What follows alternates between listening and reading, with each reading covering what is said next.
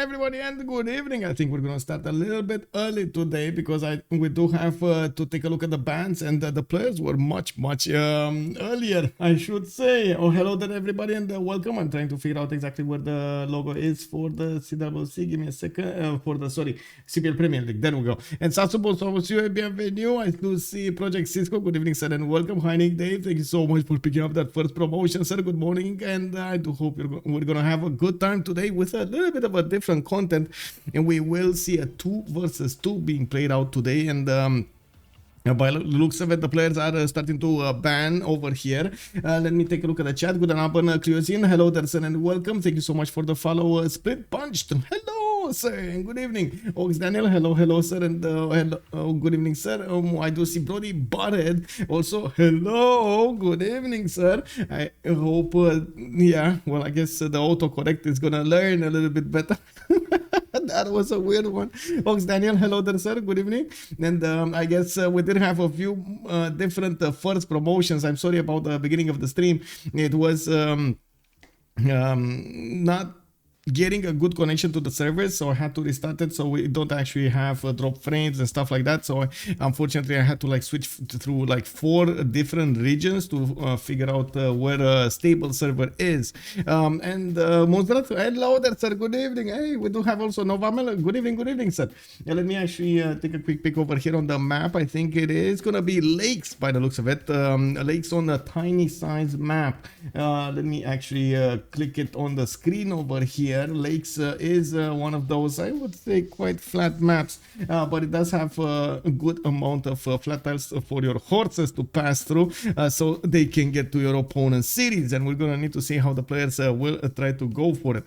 Looks like in the ban phase we do have also Maya, Spain, Lincoln, Colombia, Sejong, Scythia, Gorgo, Ptolemaic, Gaul, and Khmer being taken out from the game. 10 bans by the looks of it, and the first pick of this game will be Alexis going for Gandhi. We do have on one side Alexis playing with Malm, on the other side Giara and SunTzu, and I do have to say the winner of this match will have a very strong team to go against. I was watching through the bracket right before the game over here, and I do want to actually tell you where they are at the moment. We do have Alexis with SunTzu and Giara showing up over here in the loser bracket. They're in the lower bracket, and they're gonna need to go against JR and Sprig, which also are in the lower bracket over here. There are quite a few steps, phases of the tournament, and as you can see, there are a lot of players playing it. We do have a Swiss round, and it does seem like we're gonna have quite a few shows to take a look at. Amazing. Look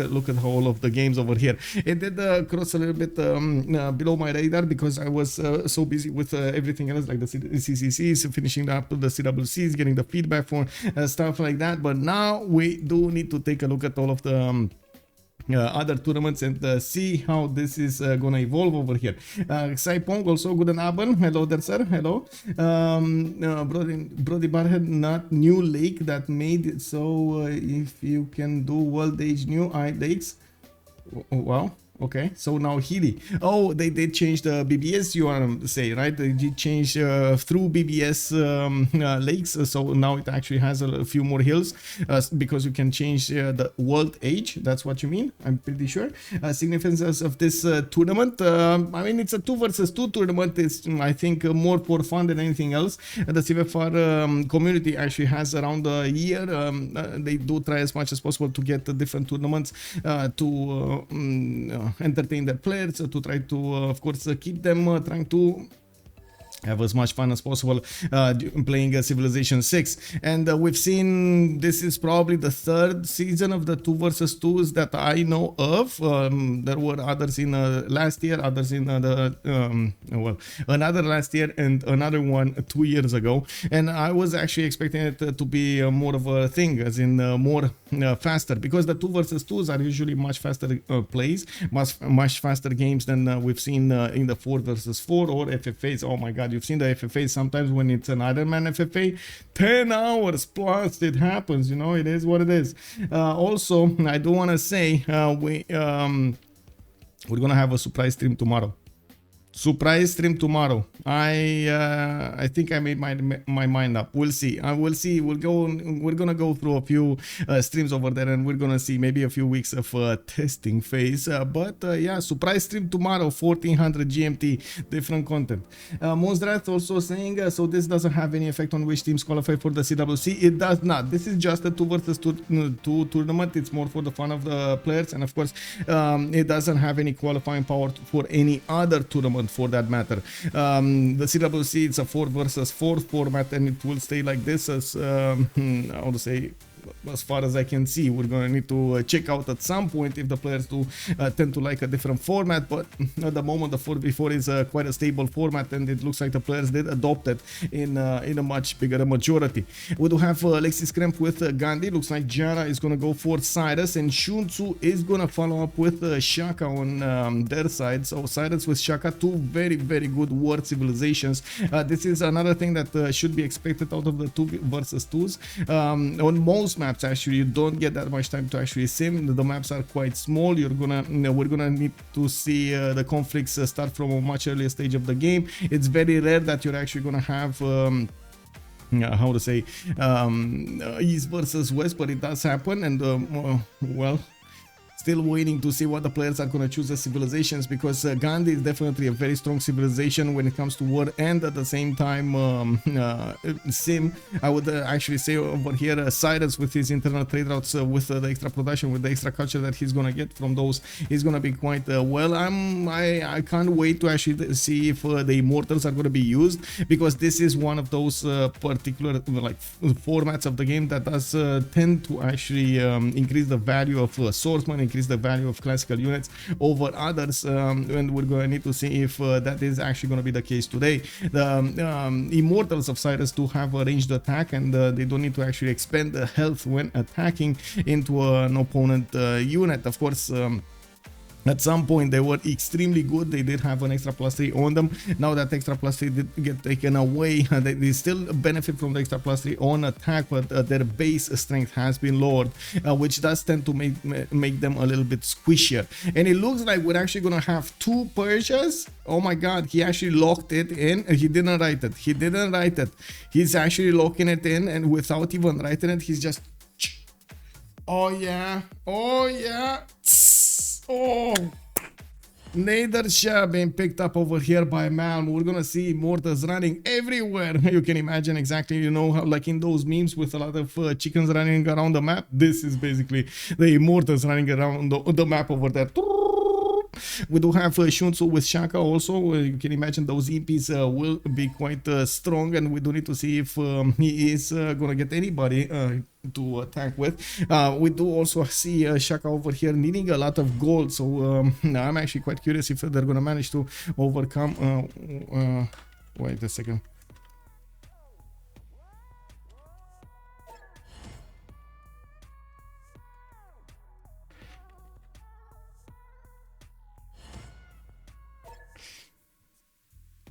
Okay, there we go. There we go. They forgot to put spectator over here. Rafifi, bonsoir monsieur, bienvenue. As it was said, the best civilization on lakes are those who have unique improvement and one you can spam. Yeah, well, I mean, why not? Let's go. Still turn 8 the remap vote, turn 10 I believe it's gonna be the remap vote. Let's actually put it up on the screen over here. Start a prediction for how many remaps. We do have submission period for 5 minutes. We might actually go through the turns a little bit faster, because of course being less players, they do tend to go through the turns quite fast. They don't need to discuss as much, they don't need to take as much information into their brain over there to process it. Well, it does look like we're gonna have a lot of territory over there for them to settle and of course expand. It does also seem like we're going to talk about India here first, in the southwest of the map. We do have him with 131 ivory tile for a possible Temple of Artemis. Why not? I do see him benefiting from a decent amount of fresh water north and west. He does also have the bioluminescence bay over here, which to be honest is one of the worst wonders in the game. It is what it is. Now we do have Also him with Malm over here to the northeast, that's actually going to be his ally. So it looks like they can actually set up some coastal trade routes over here if they do manage to get into this inner sea, which is going to be amazing. On the other side, Persia, we do have Giara to the northwest of India. This is going to be quite hard for actually India to go all the way around, and the same can be said about Persia going all the way around to the southeast over here towards India, especially because of these mountains to the west side that are protecting the main Indian cities, but they're also kind of protecting Persia from India. We're gonna need to see if Giara is gonna have an ally over here and how far that ally is. Oh, very far away, very far away. It does look like SunTzu is gonna be so far away, and we might actually not even see trade routes until he's gonna plant another 2 cities to the east. That's gonna be a bit of an issue. I think this is gonna be a problem. Yeah, especially since on the other side we do have a booming economy, possible economy over here on the seas if they do manage to get these coastal trade routes going. This is going to be amazing for them. Did this map wrap around? Yes, the map does wrap around. The lakes map does wrap around. I recall that in the 2v2s you're the right to take 1 CS by team. That's actually a good question. I'm not sure if it's per team or something else. Give me a second so I can switch something off my screen here so I can actually see something else. Let me see what is going on. Regular, okay, there we go. We do have the tournament rules over here. I'm putting them up on the screen right here. There we go. City state, right? So city state, you cannot take more than 1 city state. You can raise other city states. If you take a city from an enemy that was a city state, you can keep it. Change the name of capture city states, forbidden. Changing the name of capture city states, forbidden.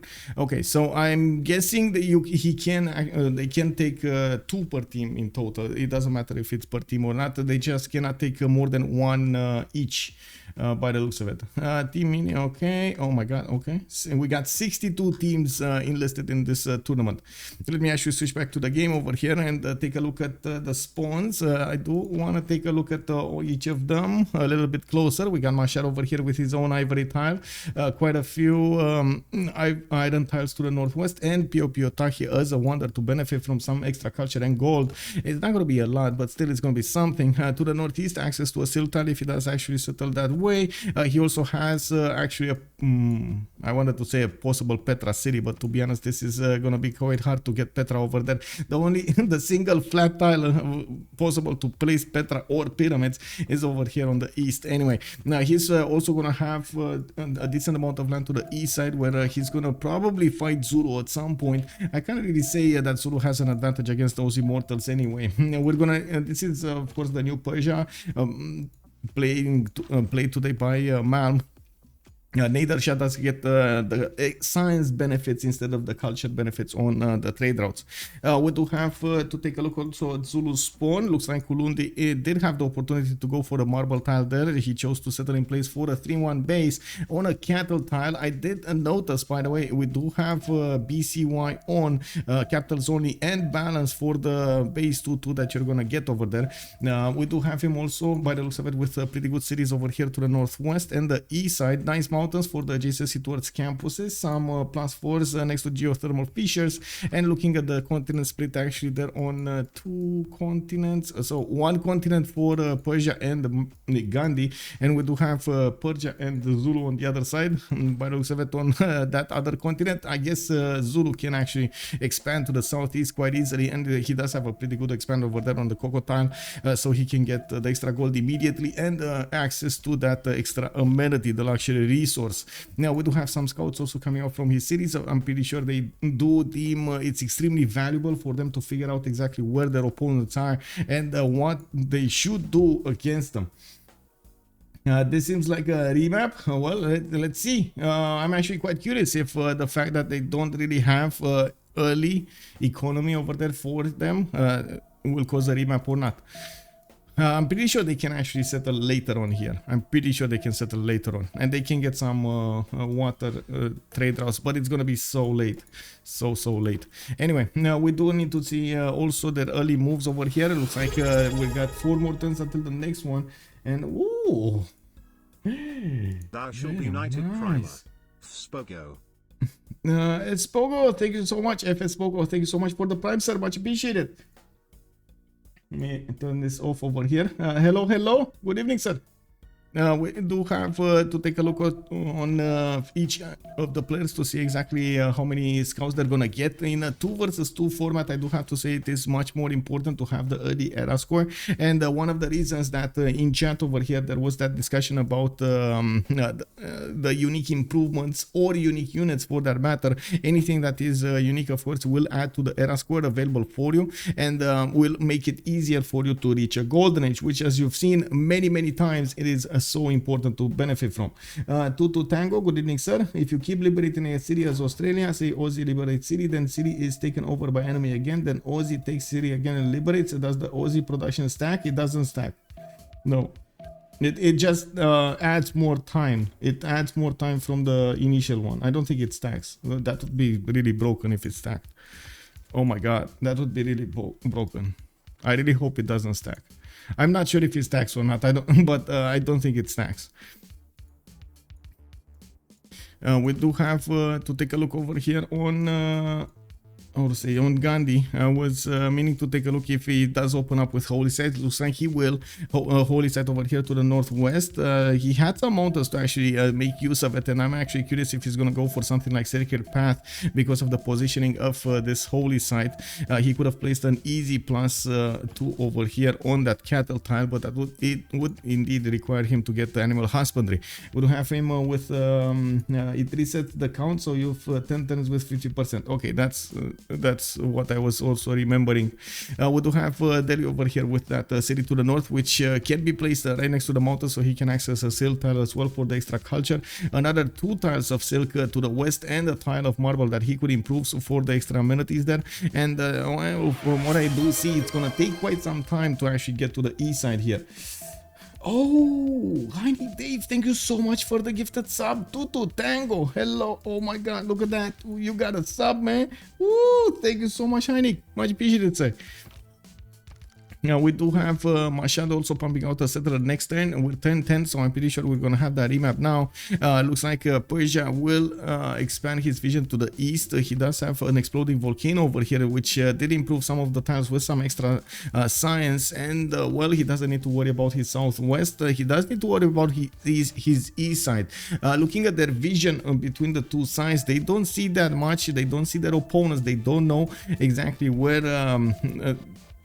those borders are, and this might actually this is going to be a decision mainly focused on what kind of land they have, what kind of land quality, and how much distance probably they have between them. There's significantly more distance between SunTzu and Giara than there is between Malm and Alexis, and their possibilities to get that economy going are actually quite a few of them. Quite a few. Anyway,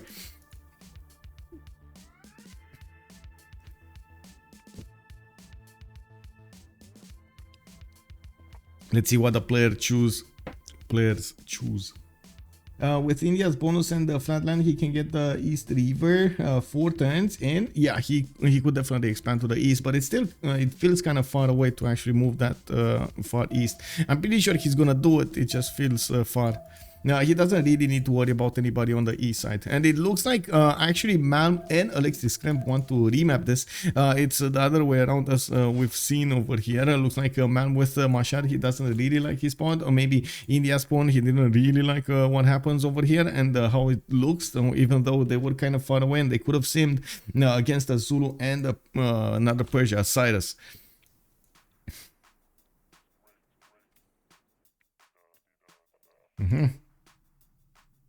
Oh my god.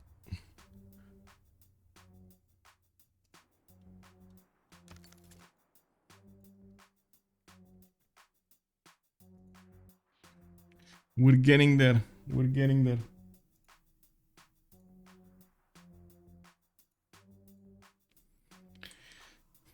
So there still is a remap token on SunTzu and Giara, and we're going to need to see how the next map looks like. I gotta say, Lakes does look like a lot like Highlands. Yes, more flat land, but it doesn't look like it's that bad, to be honest. well, we're gonna need to keep on watching the multiple generations over here of the map, but I'm pretty sure by what I've seen in the first one, it's definitely gonna be a good one. A good one. We do have Persia over here on the west. Oh, look at that. There's actually Zulu next to the water. Not the best idea, not the best location that Zulu can be. He does have some tutus to work, and I do see he has some crocodile. No, it's a truffle actually on the 223 in the northeast. He also has a decent amount of fresh water over here to the north from the lakes, but this is an inland sea, so he's not going to get fresh water next to it unless he has a river or something. But of course, has the lakes. Now we do have him with decent amount of distance between him and Persia, but this time he actually has an opponent to go against, and it doesn't look like they're going to be the same. It's just going to be much closer, and the land is going to be much more open. We don't have mountains blocking their passageways, and we're going to need to see if SunTzu over here is going to overwhelm Persia, or Persia, played by Malm, is going to be the one that's going to succeed in his endeavor to take down Ulundi. Now we do have Persia also with some turtles, and I do see some tobacco tile over there in his, or I should say in his initial center. We do have him also with some sheep tiles to get the 2-2s going, and a 3-1. I wouldn't be surprised if we're gonna see a builder here coming up soon. Has quite a few tiles to improve, and well, a few of the tiles that he has on the east side are gonna give him the fresh water, and in the south, but in the northwest, he does have these inland seas that are only giving him the +1 housing, not the full freshwater housing. He could go forward on the river to the west side a little bit further away than Mashhad is being placed, and I do have to say he doesn't have a river for those commercials. We've seen the players actually prioritize a lot more going for commercials than harbors, and of course it is, yes, dependent on how the game does need, but at the same time it does seem like the value of those extra trade routes is unimaginable. You get so many good things when you do have those extra trade routes. You can work more internals, you can work those more externals, and so on and so forth, depending on what kind of count you have. Now, managing to get also to take a look at Delhi here now. We do have Alexis Cramp with quite a few rivers and fresh water over here. Actually, there's so much for him. This is much better, I would say, land for Delhi. Has some mountains in the north, but it's decently further away than his cities, and I do see a city-state easy to kill over here, Zanzibar in the southeast, with also an opponent to go against. It looks like this might turn into a 1 versus 1. The allies, both allies actually have the opportunity to get trade routes, and it doesn't look like it's going to be like coastal trade routes by the looks of it. But yeah, they do have the opportunity to trade with each other at this point, and they do have an opportunity to even apply their military power against somebody. Persia is going to be to the northeast of Delhi, and we do have Alexis Krem still trying to figure out exactly how his land looks like. It also seems like he didn't go for the second scout here. Yeah, he didn't go. He doesn't have a second 2-2. He's working a banana. Also, Spacey Caps, good evening, sir. Even though I know I'm not playing, that turn countdown sound raises my blood pressure. Yes. I mean, you can imagine this is especially made to do exactly that. You feel the pressure, and oh my god, it's just scramble to get, you need to scramble to get something done. Something needs to be done. Ooh, a fast pass. Oh my god, look at the Persian territory. What is this territory? +5 campus, +5 campus, +3 campus. Oh, another +3 campus. We do have, oh my god, second settle on the gypsum tile over here to the north, a 2-2-1 base with multiple tiles around him to work. What is this settle? And another one over here on the gypsum tile. He's kind of forced to go back settle, which is not really that big of a problem. Has the tobacco tile to work, an extra faith point from the beginning of the game. Could settle another tobacco tile to the southeast over there on that lake. And I do see him to the southwest. He has, guess what? Another tobacco tile. He has some also bananas over here to improve. And I'm pretty sure he's also going to try at some point to settle the Shripada, which is, to be honest, not really a good one. But it still adds a little bit more food and a little bit more faith on those tiles around it, and you still get the era score. You gotta get something there. 2 +5 campuses are so OP. Yes, Efred69, good evening, sir. Also getting Anthony, good evening, sir. Disgusting spawn. I think they probably win just on that.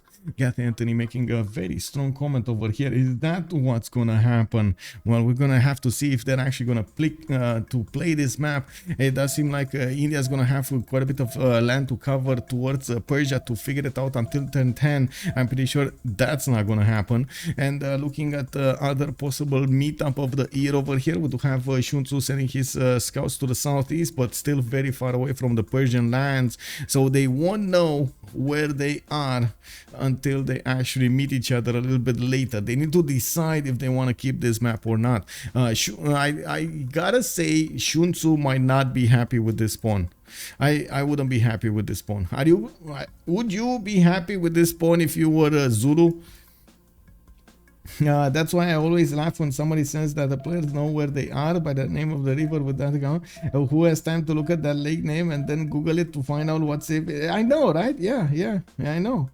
Yeah, that's what I'm saying. I don't know about this. I'm not sure if SunTzu is actually gonna put his big boy pants on, meaning that you know, sometimes you do need to rough a bit in Civ6, you know. It is what it is. You need to fight in the dirt. You need to overwhelm the challenges that the game throws at you, and sometimes you get into these spawns. Absolutely not. Look at that Moonstrath, definitely not liking this. Who would be happy with this spawn? I know, right? I don't know. It seems like yeah, it is what it is, but let's see. Maybe SunTzu will surprise us. Maybe he's gonna say, you know what, for the good of my team and for the power, we will sit on this map. Giara has an incredible spawn, by the way. This, like chat said over here, this is disgusting. This is incredible.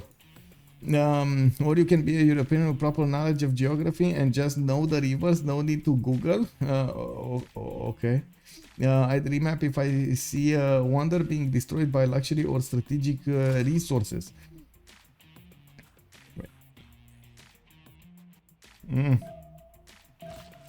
Where is it? Where is it? The remap vote. Remap. They want a remap. Oh, man. For real? You know what I'm gonna do. You know what I'm gonna do, right? I'm gonna put it in pictures. This is a disgusting spawn, like chat said over there. So I'm gonna put it in the rate this spawn channel in my Discord. Like, what is this spawn, man? What is this spawn?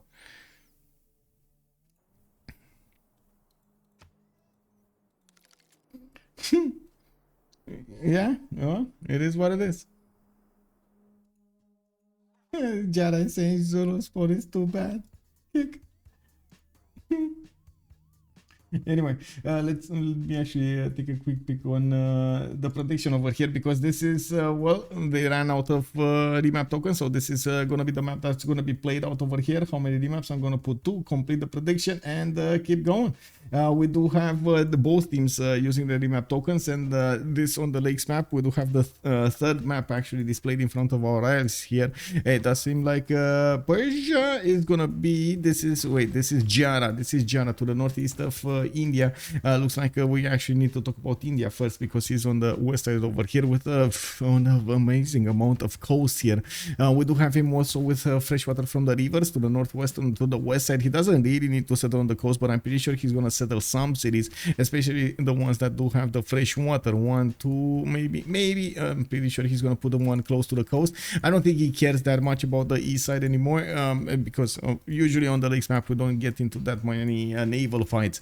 Now we do have him with a decent amount of territory here to the west side to expand in, and I'm pretty sure we can actually see around 10 to 12 cities being settled with ease around this territory. He is also gonna have on his east side over here Persia, which of course I did say this moat. This is basically like a moat between them, a defensive structure of water, a body of water that is gonna help him defend against anything that Pasagade has to throw at him. And we do have Well, except, you know, nukes and helicopters. We do have Pasagate on the river. Looks like he's also going to have some spices in the worst possible location instead of a +3 campus. We do also have him with the Old Faithful to the north, which, yeah, I mean, sure, you do get some extra science points, but you don't have that production being worked there. And I don't think it actually does convert properly over there. The 3 science, the 1 faith, and 1 gold extra that you get from that tile, instead of working the extra production to help you build other stuff like, you know, settlers, or campuses, commercials, anything that actually increases your tempo. Pretty good second settle over here next to some bananas, and another 2-2 has access to pearl tiles in the water and a decent amount of fresh water in multiple cities. Another one of these gypsum settles to the northeast by the looks of it, a 2-2-1 possible base with a 2-2 next to it and a 1-3-1 gypsum for good measure. He's also going to have this time actually the other Persia next to him, not anybody else. And it looks like this might actually develop in a 2 versus 1. No. Oh my god, the land looks bad. I mean, no, there is a possibility actually for SunTzu to come to the southwest over here and try to get a 2 versus 1 against Malm, while India is just going to be, you know, all alone over here.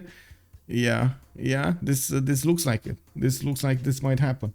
Anyway, we do have Mashar with his 2-2s, and I do see he's also gonna benefit from a lot of fresh water. So much fresh water around his cities that he can settle everything.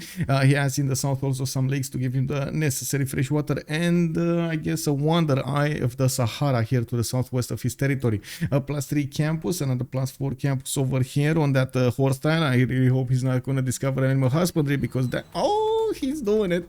Well, that's RIP +4. It is what it is. He has others in the north, so it's fine, but it is what it is. The horse tile again strikes. Now we do need to take a look at the strategic resources. This is my mistake. I totally forgot that, well, there's not going to be any remap vote.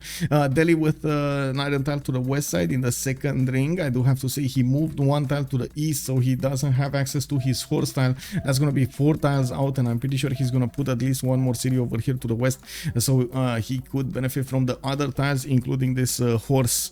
Now we also have him getting a second scout here, and of course we do have some floods next to his cities to the northwest. In Persia's territory, in Giara's territory, we do have him benefiting from a horse and an iron tile, but in the third ring they're quite far away from his capital, and he either settles a little bit closer to them or tries to buy them out, which is going to be quite expensive.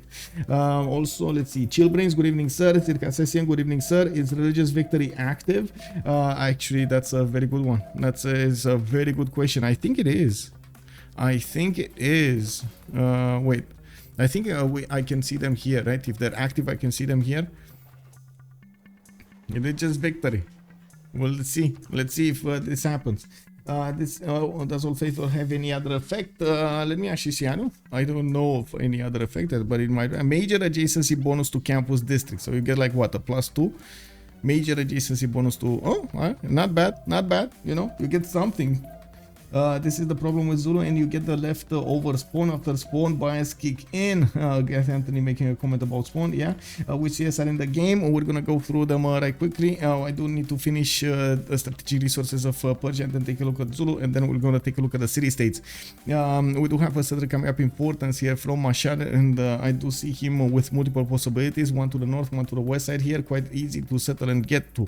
I do see also iron in the second ring, horses in the third ring to the west side of Mashad, and well, his scouts are moving to the east side over here. They do have a water body between him and Zulu, while Zulu is also getting his scouts on the east side. He's probably gonna take a bit of time to get to India. He is not scouting his southwest, so he doesn't know about and will not know for some time about Persia to his west side. Ulundi does have extra culture coming up from silk tiles, and I do see him also benefiting from some ivory to the south, giving him the extra points of gold. I do also notice he has a pretty good settle over here on this uranium tile next to those bananas, not to mention on the east side some silk tiles for his other cities. Not bad. He also will get Shripada maybe to the northeast, while I will need to take a look further on this. Where is he going to want to put settlers? Who is he going to prioritize to go against? And of course, if he's gonna try to come as close as possible to the Indian cities to the east side here. Well, a settler is coming out in the 3 turns from the city of Ulundi. He does have access to an iron tile to the southwest of that capital in the 3rd ring. That's quite expensive, while his horse tile is gonna be easier to get, but it is standing in the way of a +3 campus over here. Now SunTzu is going for mining, and I'm curious if he actually got animal husbandry before. I'm very curious. He can place campus on iron tile and get a +4 as well, which CS are in the game. Okay, let's actually take a look at the CS here. We got Johannesburg with Singapore for the industry. We do have Mitla for science. We do have Ayutthaya for the culture. This is going to be amazing for whoever gets it. Vatican City for the religion, and then Zanzibar for trade. Also Gandhi with Vatican City is going to be quite happy here. He can place a campus where this one you're talking about the +3 here. Yes, this could be a +3 as well, but usually I don't take these into account that much, because I'm thinking a lot of the players will want to chop their tiles, and this is usually what's happening. You see the players getting a bit of a dance going, you know, between the builders and the tiles. So they try to chop them and improve them as much as possible with as many builders as they can get. It's a +4.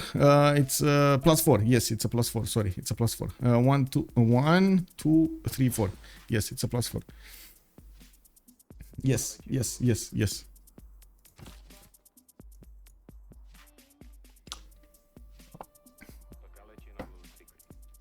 Okay, we do have another settler coming up from Mashhad soon. Persia just got one of his settlers starting to move.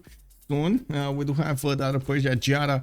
I guess I should call them Cyrus and Nader. Cyrus and Nader. Cyrus. This is Cyrus.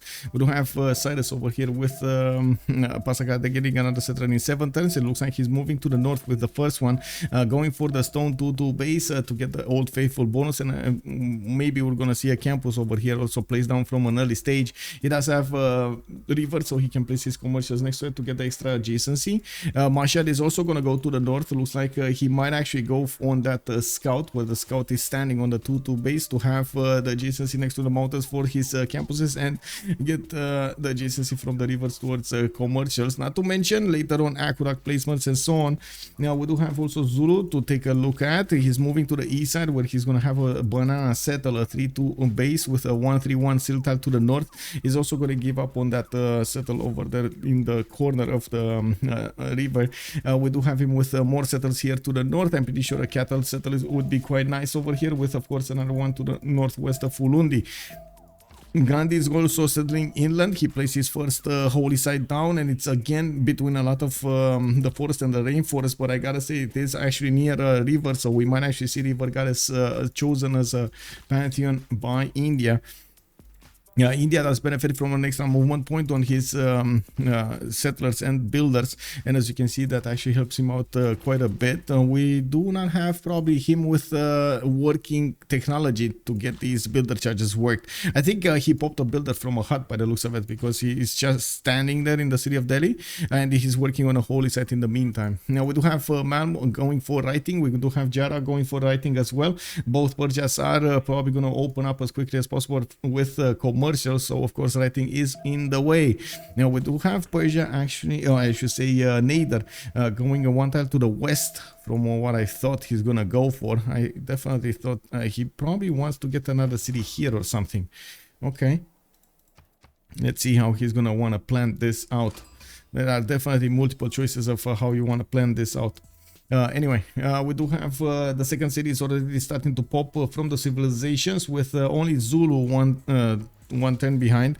It does need to move on that river on the east and get going. Well, let's actually take a look at their choices here. More settlers, so third settlers are coming out of the cities. We do have shrines for India, and he did start to improve his pearl tiles for that extra faith pattern, not to mention the extra food and production. More tiles to work over here in the coast. He does have an iron tile right underneath that holy site, so he's gonna get points whenever he's gonna get bronze working. I doubt that he's gonna get bronze working anytime soon, 1 though. We do have SunTzu going for his bronze working, but that's because he does benefit from Ikandas. War declaration has been sent. I'm actually quite curious who did see whom. We don't actually know yet. Oh, this is where it happened. This is where it happened. This is what triggered the war. A scout passing next to a scout for a tea tile and a banana. They're fighting for the tea and the banana. I mean, yeah. I mean, doesn't seem fair. It seems real, right? You go into a bar, you see two people fighting. They're definitely fighting for teas and bananas. I remember a 1v1 with a Cree religious victory thanks to Vatican. It was funny to see. I'll search the clip. Yes, please search the clip. Also, yeah, okay. We're getting back. We do have a second holy site coming up from Calcutta. Looks like Alexis Cramp over here is going to want to get his religion as quickly as possible. Going for a settler here from Delhi after he finishes his shrine. And of course improving more of these pearl tiles. He does have 2 more if he actually wants to spend the gold. Any kind of faith extra would be quite nice on India, because he's going to get to use it in his first monumentality era, or maybe his second one. We're going to need to see how strong his stats are going to be. Now we do have Persia also starting on his monuments, and it doesn't seem like at the moment he plays his campuses, so he's not opening up with campuses from what I do see. He's going forward towards currency, and Nader Shah is going to try to get those trade routes to give him the science as well. Quite a few of them needing to come out. A first campus coming up from Sparta. It is going to be a +2 next to the Old Faithful. We do have Pasagade also getting a settler in 110, a third one, and it looks like a different, we already see a fork in the road in the development of different nations here. Cyrus and Nader Shah. I put a clip in your hey, good abend, Salty Capybara. How are you doing, ma'am? Also, hola, Titube. Hello. How are you doing, sir? Let me actually take a look at my Discord over here for the clip. General chat. It's here. It's in French. Oh, let's see. What's this? Give me a second. I need to click buttons. Okay, this one. Ils ont des stats équilibrés. Boum. C'est à Titits. C'est parti. Luc Dunum est converti. Ostia est converti. Sétia est converti. Oh là là là là là là là là là. Attends, le marchand qui l'a activé a fait proc.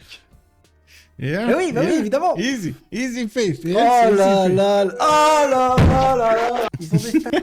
Easy faith, man. Easy faith. Nice. Well, we do have Persia going with his third settler probably towards that gypsum tile to the northeast. It does look like Malm Nader to the east of Giara, to the east of Cyrus, and we do have him going forward towards commercials, and he still needs 16 tests to go. I'm pretty sure he's going to want to get an initial trade out so he can boost that, while he has his third settler actually back settling over here to the east, not going forward to the west side to get a little bit closer to his opponent towards Giara. We do have Zulu moving closer to India. In both cities, it does seem like India has a warrior and a scout. Burundi is going to have a bit of a problem over here with that Indian warrior to the north. That settler might not get to pass easily, and of course India does have the opportunity to slow down Zulu's expansions. We do need to see if SunTzu is going to manage to get some form of a unit. Ideally you do want at least an archer over here to help you defend against the Indian units. There is also Pantheon being chosen. Goddess of Festivals is going to be the choice today for Zulu. He's going to get the extra faith, the extra culture point coming out from his improved plantations, and we do need to see how much it is gonna be. Oh my god, really, bro? Wow. Okay. Barabuliko, hello there, sir. Good evening. Cheats indeed. Kick. We do need to take a look also on India. It doesn't look like he actually got enough faith to pick up a Pantheon. He's making 3 faith a turn with 14 in the bank. Looks like SunTzu might have actually popped one of those faith hearts for it. We do have that extra holy site, the second one coming up from Calcutta. Is going to also only be a +1. And I'm again very curious to see what kind of Pantheon we're going to see over here on India. I would say River Goddess, but I guess we'll see. We might be surprised. Now on Persia, we do have him with that's moving to the east. Still no faith available. He does get it next turn. He does have 1 faith per turn, and it does look like he has 11 in the bank. On Cyrus, on Giara, we do have him improving his Mercury tiles for the extra science point and the extra production. Now he can actually use these tiles in his empire. Another campus is being put down to the south. That's going to be another +1 and +2 over here between the mountains, and I do see he's going to get them in the next 2 to 3 turns. Now SunTzu is also going to discover bronze working soon, while we do have him getting a builder out from Ulundi. As you can see, he's getting blocked over here in the north by India's warrior. It looks like he did manage to get directly on the tile that SunTzu wanted to go for. I mean, he can make a quick switcheroo over here and try to go to the east, try to move on the banana and then keep moving to the east side. It's going to be blocking the warrior, and he would have wanted the city on the cattle tile there anyway, so I wouldn't say it's that bad. Has access to 3-2-1s, 2-3-1s, and another steel tile over here across the pond. I think it's fine, even a 3-2 banana. He could definitely go for it. Doesn't he always get bopped in some way? Wait, what are you talking about? Evening sun, yes indeed, is one we see. Tirit spreads his religion thanks to animals, generals and virgins. Yes, exactly. I wasn't home yet. I'm usually away from over weekends, and I only come back Sunday evening. You guys were playing too early. Oh, Hazagi got bopped. It is what it is, you know. Sometimes when Hazagi gets popped, what you gonna do? We do have SunTzu managing to get that city in the north, got away from the warrior. Looks like Alexis is going to start moving to the south to see if he can actually pillage something in Zulu's territory. Looking at India, he did pick up a pantheon. River Goddess, there we go. He's getting that extra amenity, getting the extra housing and adjacency on these holy sites. It does seem like, well, it turned into a +2 from a +1. This turned into a, it's still a +2, KW, never mind. It is what it is. Oh, it was a this one was also a +1. Oh my god. Anyway, Sacred Path would have been a second choice, but like I said, you do lose the adjacency when it starts chopping, and you do want to chop most of the time, so I guess this is a much more stable bonus here. We do have the shrines finishing up. It looks like I was wrong, actually. He did not finish the shrine in the city of Delhi. I would have expected him to already get that, so he can get that faith generation going. He's barely on 6 at the moment, but we're 1021, so he does have time to increase it. We do have also Zulu getting that city in Ngoma to the north. He is getting that builder in Ulundi, but I'm actually quite curious what he's going to do with it. He does need irrigation if he actually wants to improve these tiles, and as you can see, his builder doesn't actually have irrigation. We do have also to take a look at Cyrus, Persia, getting the trader from Sparta. He did get the God of Craftsman as a pantheon, and he does have 1, 2, 3, 4 tiles that will easily get that extra production bonus. Another horse tile over here to the west side. He could have actually try to go for religious idols as well, so he can get the extra gold and extra faith coming out from these Mercury tiles. Has quite a few of them as well. 1, 2, 3, 4, 5. That could be easily in 6, 7. Actually, that could be easily improved. We do need to see also him getting his monuments up. At the moment, he's actually going for a builder in Tushpa, and that trader coming out from Sparta is going to give him the extra production in that city center. He did build the campus, so that means not only he's getting extra science at the moment. He's on what is it, Giara. He's on 11 and 3, 11 science and 3 culture. He's also starting to get these great scientist points, which will get him access to Hypatia. We're going to need to see if he's going to manage, and who's going to manage to actually recruit Hypatia in the game. We do have also 3 patron goddess chosen by Malm on Nader Shah. Is getting his monuments going, and I do see a bit of a more balanced approach to the game with 8 science and 5 culture. I think he just jumped to 8 and 7. We do have him sending that third city to the east side, and he does have a stringer coming up from Susa, so he can defend against a possible incursion by the Persian scouts, by the Giara scouts, or I should say Cyrusian scouts.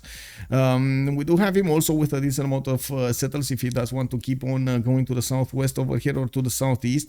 Some cities in the middle south, but he does have a desert over there that might not be to his people's liking. Well, not everybody's made for the desert, you know. Not everybody can cope with that 50-degree heat over there. Oh my god. We do have Finally, the first Ikandas being put down over here from Zulu cities. I do see Bulawayo going for one. Nongoma might actually get one also. I do see a Slinger coming out from Ulundi in 2 turns, and I'm pretty sure he does want to keep the warrior away from his builder. Now that builder is actually placing himself in danger's way in front of this Indian warrior. I'm actually quite curious if he's gonna keep it there or not. It does seem like it's a bit too dangerous. This is an unnecessary, danger for him. Let's actually see. There's another slinger coming out from Bulawayo, so maybe. Oh, Alexis, behind the forest, is seeing a trader of his opponent. SunTzu is unaware of this happening, but then, right as the scout of India passes the tree line, he sees the slinger of Zulu, and the traders are getting ready to jump into the slinger's bare hands or something. It does seem like Alexis Kremp is trying as much as possible to pillage this trader, get the princess. Let's actually see if this is gonna happen over here. Of course, there is a possibility for him to try to shift enter this away, but what is he gonna shift enter now? Well, it is what it is. Let's see. There's another warrior coming from the northwest, and I'm pretty sure he's in trouble. This trader is in big trouble over here. Okay, I guess this is poll time, guys. This is poll time. This is the first poll of the day over here. Will the trader survive? Yes? No? Picked up. Okay. Let's go, guys. Looks like we also have a quick pause over here. Malm says he really needs a bathroom break. I saw you succeed anyway, so maybe next 2 versus 2 at a time I can catch up. Yeah, maybe, yeah. Also Machiavelli, hello there, sir. This is literally highway robbery. I know, right? This is some Bonnie and Clyde type of stuff. This is a dead trader. Hello there, Bex. Good evening, sir. Bom dia, bom dia. Wow. Wow, everybody's voting for the no option. There's like nobody having any kind of like a sliver of chance over here, a sliver of hope for the trader of Zulu. Wow, okay. I mean, yeah, feels bad, man. Next time the trader goes into the ivory, next to on the banana, the scout will be on the first, the warrior on the second. He's doomed. Yes. Oh, I can actually show you in Premiere something, by the way, if you wanna take a look. I did make another short for Escape from Tarkov, but I didn't put it up on YouTube yet. I thought it's a good idea to actually give you a little bit of how to say, exclusivity over here. Let's actually take a quick pick. Okay, give me a second. Dun, da, da, da.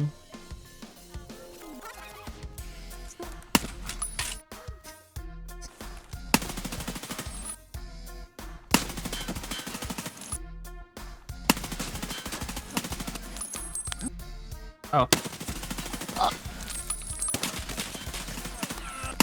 No, pas de stamina.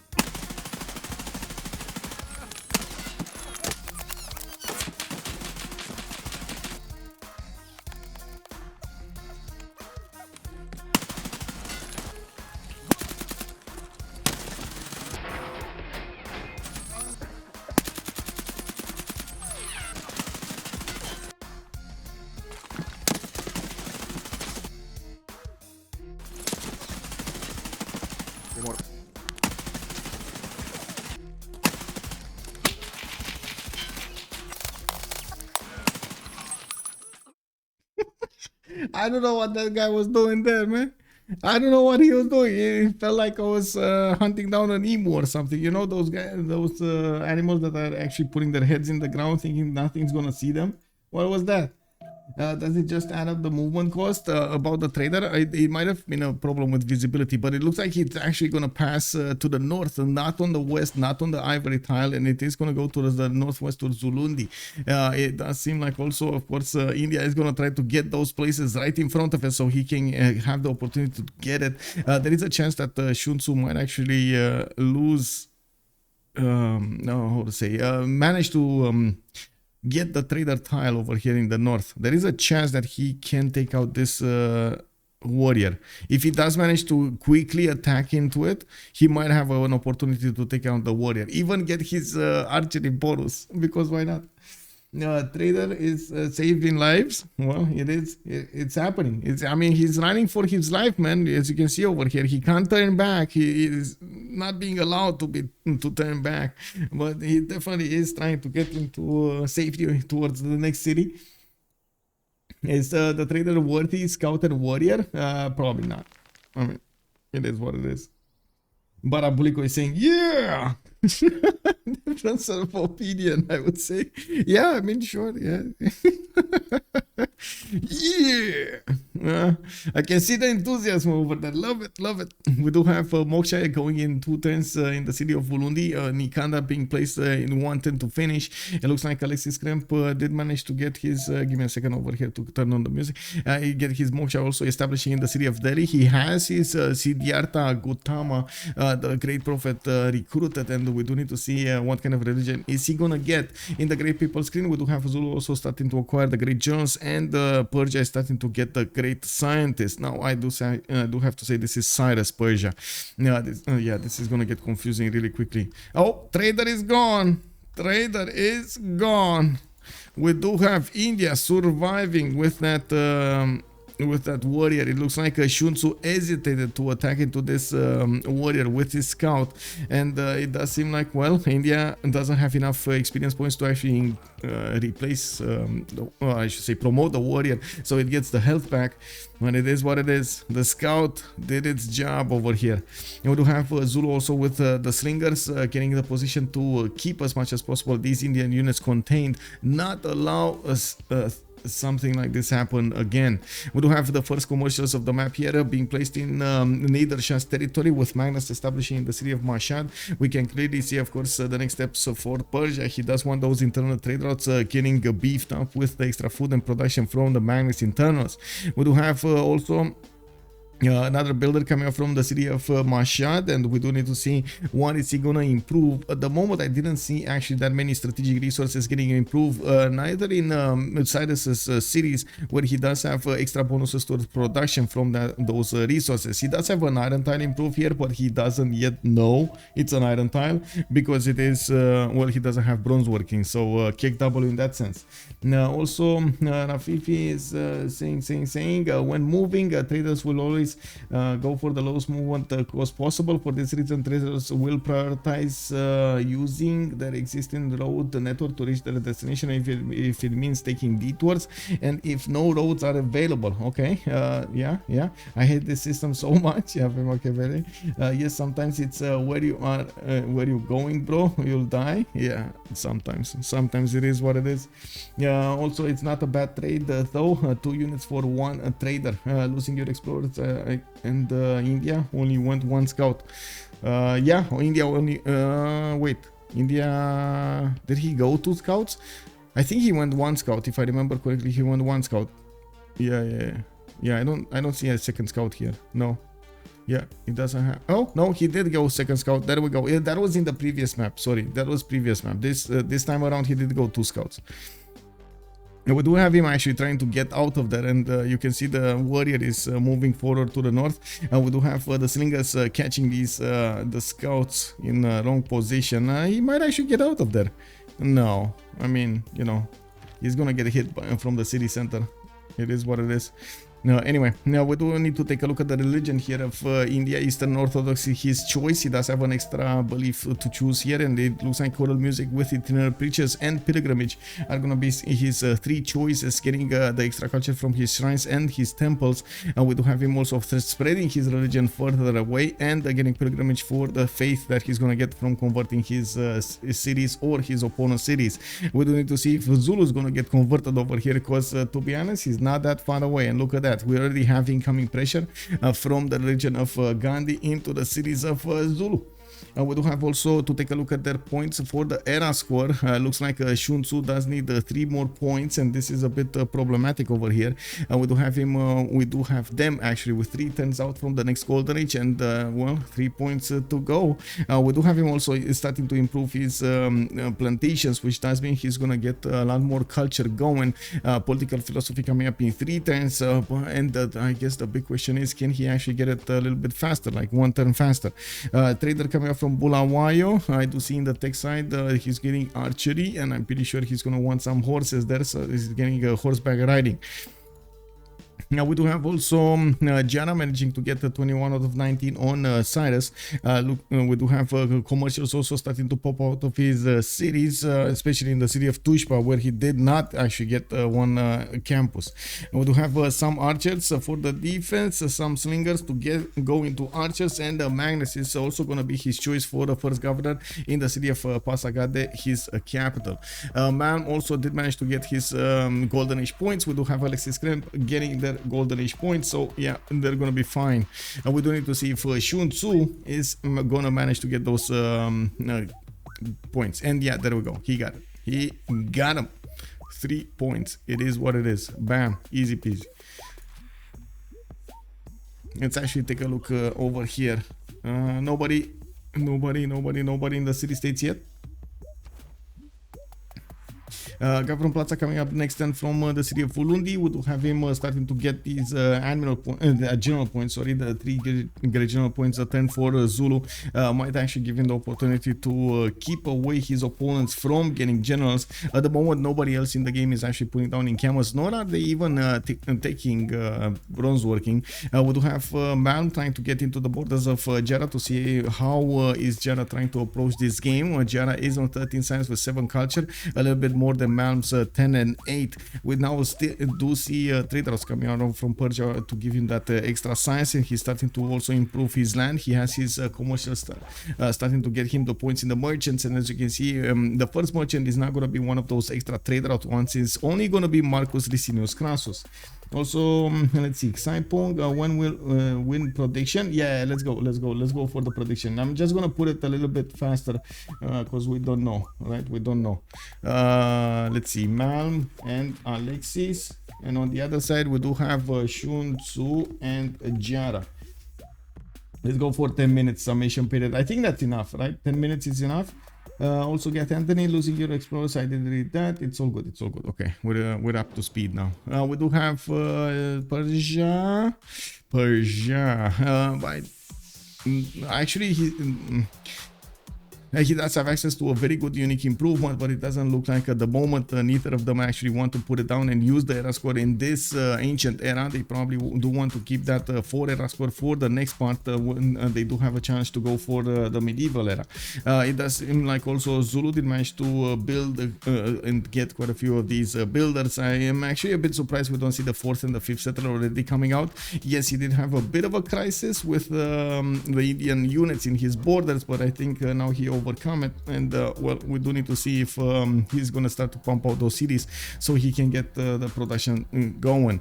We do have also India, Alexis Krempo on 22 faith a 10 with 8 science and 16 culture. We do see new shrines getting into his holy sites, and well, he might actually get pillaged. He did get pillaged. The shrine has been lit up. But we do have an archer over here that will probably take down that Zulu warrior in the next time. It does seem like also another archer is going to come out from Calcutta, and there are definitely quite a few spots for him to settle over here south and west.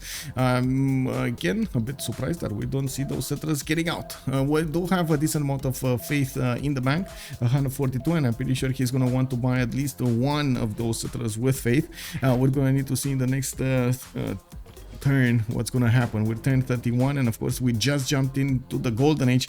We did have that warrior managing to pillage the holy site, and we do need to see if Alexis Kremp over here is gonna immediately pop a settler, or is he gonna put them into the production queues and then try to get the warriors, try to get the builders with the faith. I'm pretty sure we're gonna see a lot of pen Prussian voices. Shaka is prone to this. We do have his slingers being deployed to the east side, and it looks like he did acquire target. He's gonna want to do something against India. He does have the impies, which are gonna be quite good to use against the Indian Varus at the beginning of the game. But then, well, we're gonna need to see if he's gonna manage to get the correct defense on Alexis. I should say Alexis get the correct defense against them with some men at arms. We do have also a lot of culture coming out from Zulu cities, and he did choose. No, he didn't. Oh my god, he still didn't choose. Anyway, it's pen Prussian voice. I'm pretty sure. He's pen Prussian voice. Like, why would he go monumentality, right? He doesn't have faith. Why would he go free inquiry if he doesn't have commercials?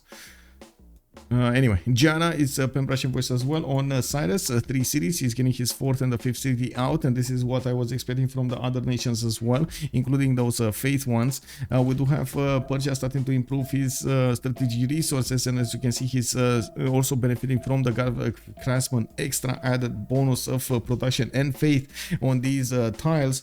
Now, Magnus is still needing 2 turns to expand establish in the city of Passagarde, while we do have the new commercials starting to be put down from his cities as well to start getting those great merchant points.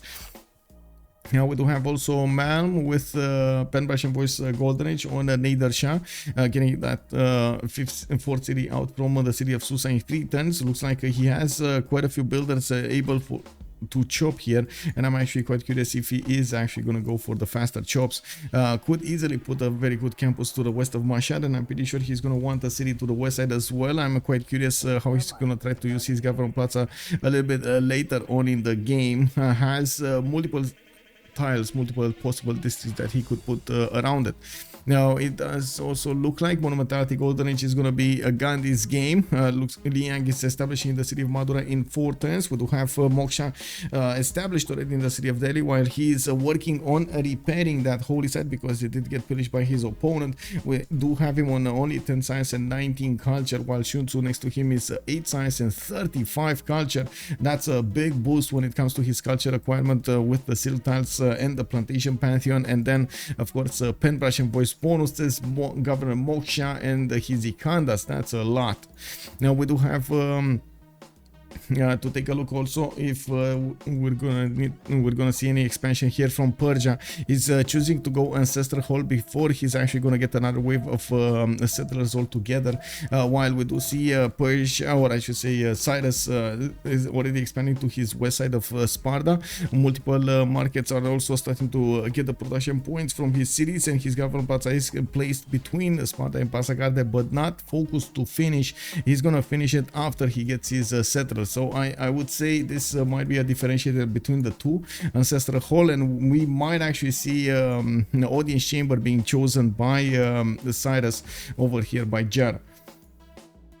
Looking at Zulu, we do have the 4th and the 5th settlers also coming out. He did put a campus from Bulawayo. It's only going to be a +2 over here to the east of that city center next to the mountain and the Ikanda. We do have him starting to improve some other resources here, so he can get his plantations bonuses going, and I wouldn't be surprised if he's going to get that next city to the south over here on the rice tile. He's going to need to buy out a few tiles, but he's still going to get to make that work. Has another settle on the maize tile to the southeast or south of Mula, and this city over here to the northwest is gonna serve him well. He has to understand, and I'm pretty sure he's gonna need to acquire the vision over here to his northwest, so he can realize he doesn't really have an opportunity to go against Persia through that angle of the game. He's gonna need to come to the south over here, and he doesn't have vision over the south. He never sent a settler past this one tile choke point over here towards Persia. I don't think actually Persia exposed himself in this situation, and if this settler is coming to the south, he might snatch it, he might get it. Also, can you please summarize pantheons? Missed a couple, no problem. Makizaro, good evening, sir. We do have goddess of festivals for Zulu. We do have India with river goddess. We do have Cyrus with god of craftsman, and then we do have Nader Shah with city pagan goddess. Wait, didn't I say that? Kick double. Anyway. No, I didn't. check. Anyway, we do have new traders coming around from the cities of Giara. It looks like Cyrus is going to look to increase his production and everything, his yields in the cities, getting those markets going, the new markets going, and building up his government plaza. He's gonna have 5 cities soon. Gonna need to start to specialize a little bit. Looks like Persia lost his patience in the south, and he's gonna start pillaging. He's also gonna keep away the settler of Zulu from moving to the south, which might actually give Zulu the idea to keep moving to the north over there. Could put a city to the east of Nongoma towards Shripada, even though I think that's actually going to be for the upcoming settler. Now, doesn't have a pathway to go for in the north, and his first settler did get pillaged, so he never actually finished the pathway between Bulawayo and Ulundi. Now he's going to finish it, and as you can see, he's actually chopping another settler here in the city of Bulawayo while he's waiting for Pingala to get in that city center. Now we do have another archer upgraded there. Looks like Zulu is not able to get a very fast unit next to the city of Ulundi to help out with the settler getting out. In the city state screen, we do have every city state independent. They're not focusing on anything. Garson Festival is quite underrated, especially since most maps are abundant resources. Yes, plus. Did India choose coral? Yes, he did. And he does have 23 culture, and that's actually significantly less than Shakas. Okay, an archer coming up from Ulundi next turn. Looks like Persia is still waiting. Oh, there we go. We actually get a chop here in Ulundi city, so he can actually use the archer to escort this settler, and by the looks of it, of the position, he might go for the May style instead of this southwest style, so he spends less gold and gets access to good tiles anyway. Okay. Pretty sure that wasn't the plan from the beginning, but it ended up like that. We do have the upgrades next to Nongoma with the plantations. New bananas are giving him those extra culture points and gold points, while he is probably gonna get the next general. Yeah, there we go. He's on 32.1 out of 30. We do have Aryabhata as the first scientist, and Cyrus is on 2.3 points. No scientist has been acquired in the game. Neither there was a merchant here acquired. We do have Nadershan with 3.4 points of 10, while Persia is on 2.3. Looks like they might actually need one project or two to get whatever they want here in the game. We do have also the trader coming up from Sparta, which I'm pretty sure is going to be sent to Tuchpa, so he can get that city connected. Now, while the government plot is going to finish next turn, we still have to wait to see what Cyrus is going to want to specialize here. Or how Cyrus is going to want to specialize. New builder is coming up from Ulundi. He definitely needs to chop and improve a lot of his tiles around his cities, and we do need so many builder charges for that. In the cities of India, we do have Alexis placing down his first encampment. Looks like he's going to take this war seriously against Zulu, and he's going to try to prepare for it. And it's also not going to stand idly by to see him come towards him. He's going to put a city right in his face to the west side, and we're going to need to see how this conflict is going to develop between them. We also see Alexis getting his ancestral hall in Delhi in 2 turns, and it looks like he's a bit too fast with this settler. He probably wanted to settle the T tile, even though he has other possible locations. Also, that T tile is going to give him the extra amenity and going to give him a 3 food and 1 science base. Has another city being sent to the south here, and we do have another settler coming up from Madurai. I'm pretty sure he desperately wants to get that ancestral hall actually in his city. He's probably gonna chop it next time. I wouldn't be surprised if he's gonna try to chop ancestral hall here. Doesn't have magnets, so the chops are not gonna get extra benefits, but still, they're gonna be nice. Stepwell has also been developed over here next to the city of Delhi, and it doesn't look like he's chopping.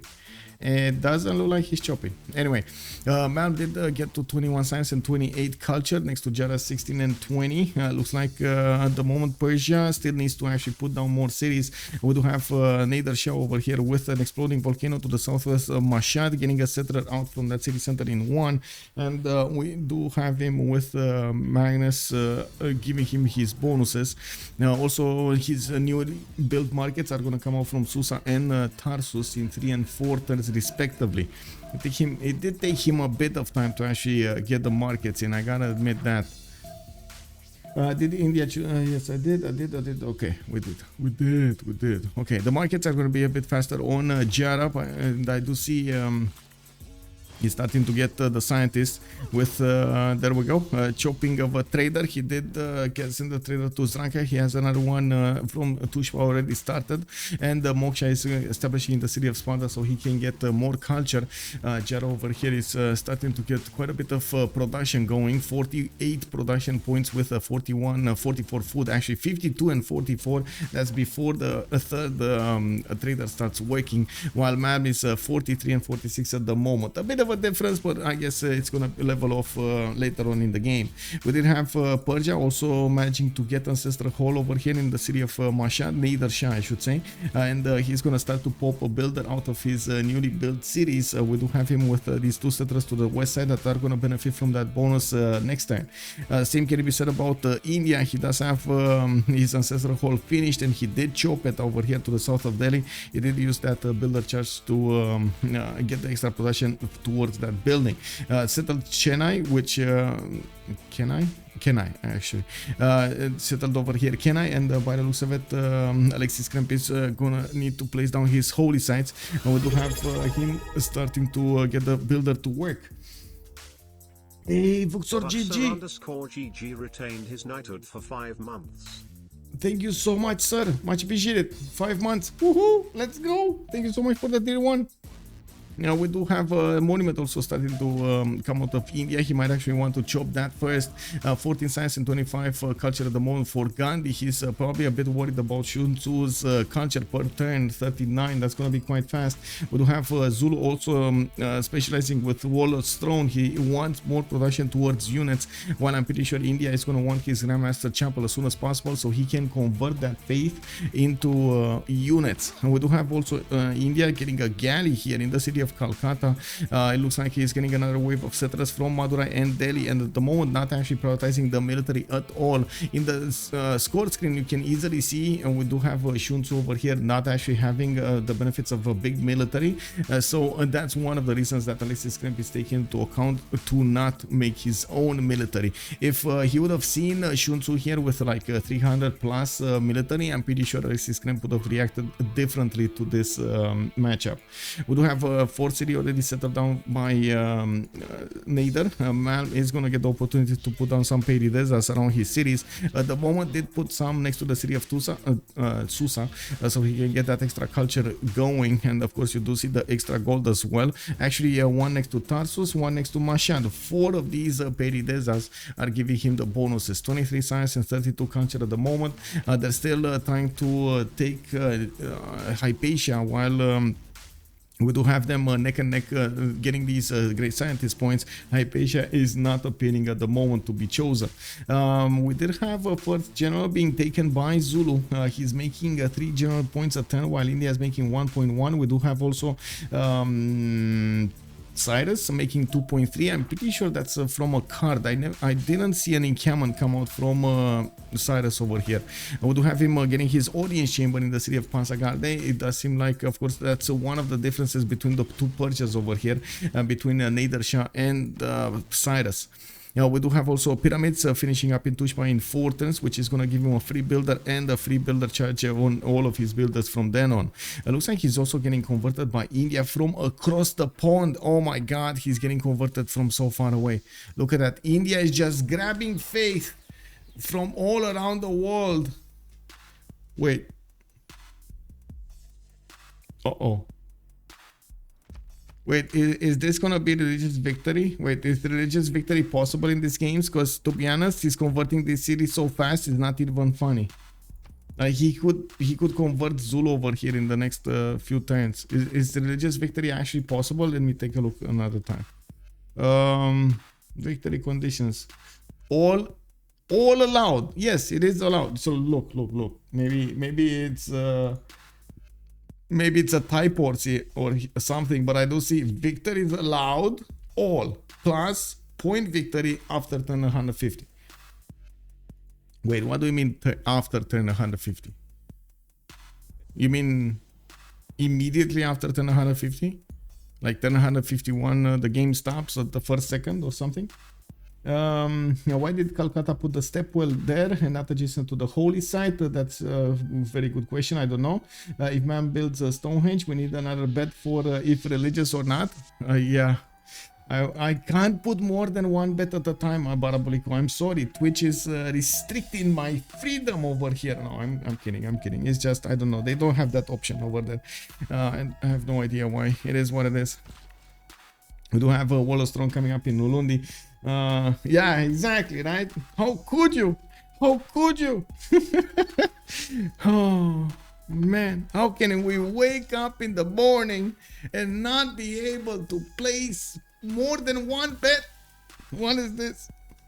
Whoa. Restricting our pleasures. Yeah, I mean, I don't know, man. It is what it is. It is what it is. Anyway, we got the holy site coming up from Malm here. Looks like whoa, okay, interesting. In the city of Bakhtri. Well, this is not something I would have seen. Oh, he needs to convert himself also, right? You need to have everybody converted, not only your allies or not only your opponents, or is it just your opponents? I'm for real, I'm not sure exactly how this should work.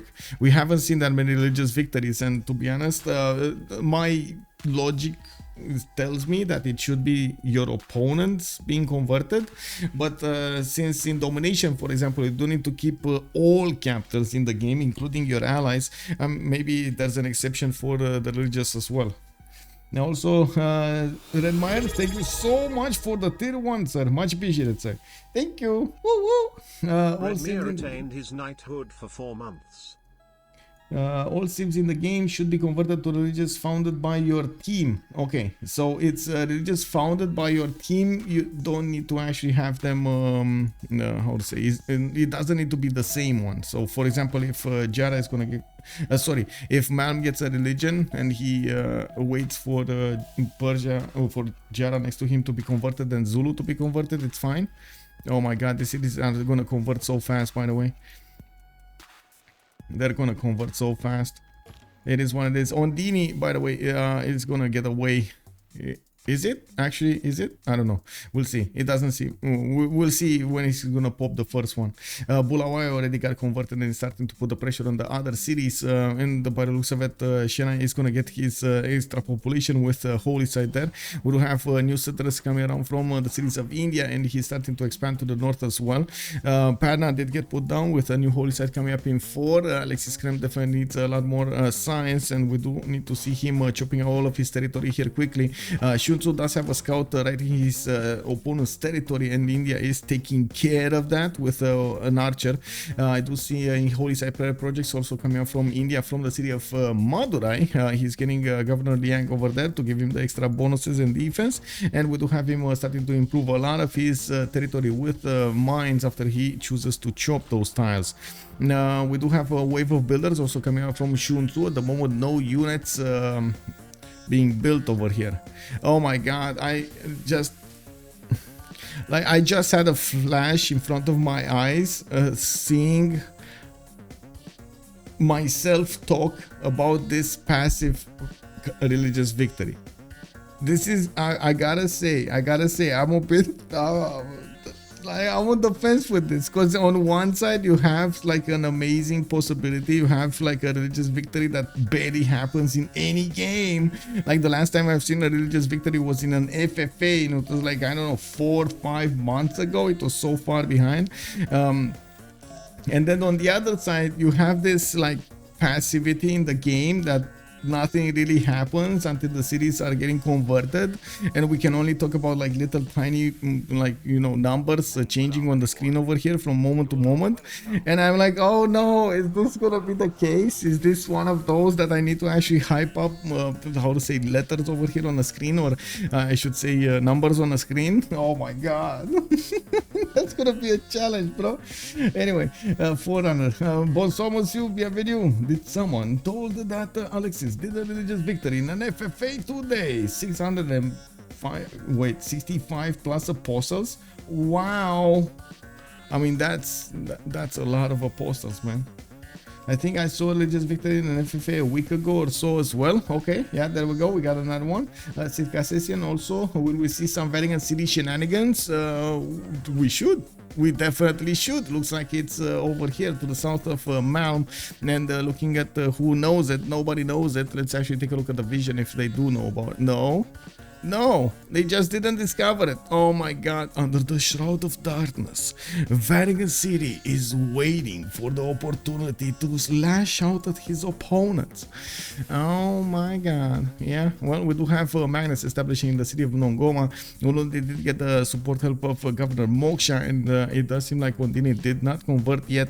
We do have that follower over here of Eastern Orthodoxy in that city center, but we do need to go past midway. We do have also victory established in the city of Quaducusa, where he is gonna get an Ikanda. I do see another wave of builders are coming out from Zulu, and I'm pretty sure that with his culture, he should have feudalism builders that will go 5 charges on these units. We do have another city being settled next time from Alexis. He's getting to finish that Holy Site projects, and getting another settler from Calcutta. He does have some arches to contest over here between him and Zulu, and well, at the moment he did jump up to 60 faith a turn. Alexis Kremp is going strong on that faith per turn, so he can actually convert it into useful, I would say, builders and settlers over here. Convert really quickly, chop his land and improve it. There actually is a need over here in the city of Delhi to get actually, is there a need? I don't think there is a need. No, sorry, I'm mistaken. There is no need. He has 1, 2, 3, 4, 5, 6, possible 7. Oh no, actually wait, 1, 2, 3, 4, 5, 6 tiles to use, and he's on 5 pops, so he can actually get to grow into another pop and still have tiles to use. Hey Trinda, woo, hello there sir, thank you so much for the raid, and welcome everybody. We do have a 2v2 going around tonight. It looks like on one side SunTzu with Giara will face off against Malm and Alexis Kremp. From the other side, we do need to see how the players are gonna get to use their bonuses over here against each other. And Vivas Simpson, oh wait, that's actually Sivas Bimson. Oh, I see. Good evening sir. I believe 15 golden, 25% temple, holy site building, everything. Yeah, I mean, we're gonna need to see what India's gonna do here. It looks like the first mission has been bought from the city of Delhi, and we do have encampment training projects coming out from Calcutta, so he can actually acquire one of the generals, even if the plan fails to convert their opponents with a religious victory, with of course how to say, a religion. We do need to see if there's gonna be any kind of war, and I'm pretty sure Alexis wants to be sure of defending this, even if it goes that way. We do have over here Giara with his builder starting to improve his territory. Aryabhata got recruited. He's getting Stonehenge, so he is gonna try to defend himself against this. Stonehenge did get finished in the city of Sparta, and he got his first prophet. I'm pretty sure he's gonna want to wait until next time to finish the holy site in the city of Zranka, so he can actually convert 2 cities, which is gonna be much easier to convert the other ones. Halicarnassus was converted also to the religion of his opponent over here, Eastern Orthodoxy. So it looks like we might not see a religious victory so early in the game over here. We do need to see if Alexis Kremp, oh my god, he's actually going for it. He's actually going for it, boys. He wants to get there. Okay, I guess it is what it is. You can convert cities that have religion, but it's going to be a bit harder. What is India projecting? He's getting an encampment training project, and he was getting a holy site project over here in the city of Madurai. Did he get a... No, he didn't get a general. No. We do have Zulu getting the second general of the game with only 2 remaining. By the looks of it, Cyrus wants one and India wants one. Cyrus didn't put an encampment the last time we checked. No, he didn't, and he still doesn't have one. We do have another one of these campuses coming up from Halicarnassus. He did get to 7 pop in the city of Pasagade, and well, now he has the opportunity to put one of those commercials down from that city center. He built an earlier campus, so I guess we're going to need to see. Got his government plaza here, could go for a theater square, a pretty good one, and well, he needs to be careful about that terra square.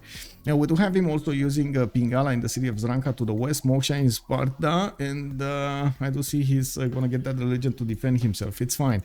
Zulu is starting to get his spearmen out from the city of Bulawayo. He has his generals also moving to the east side here.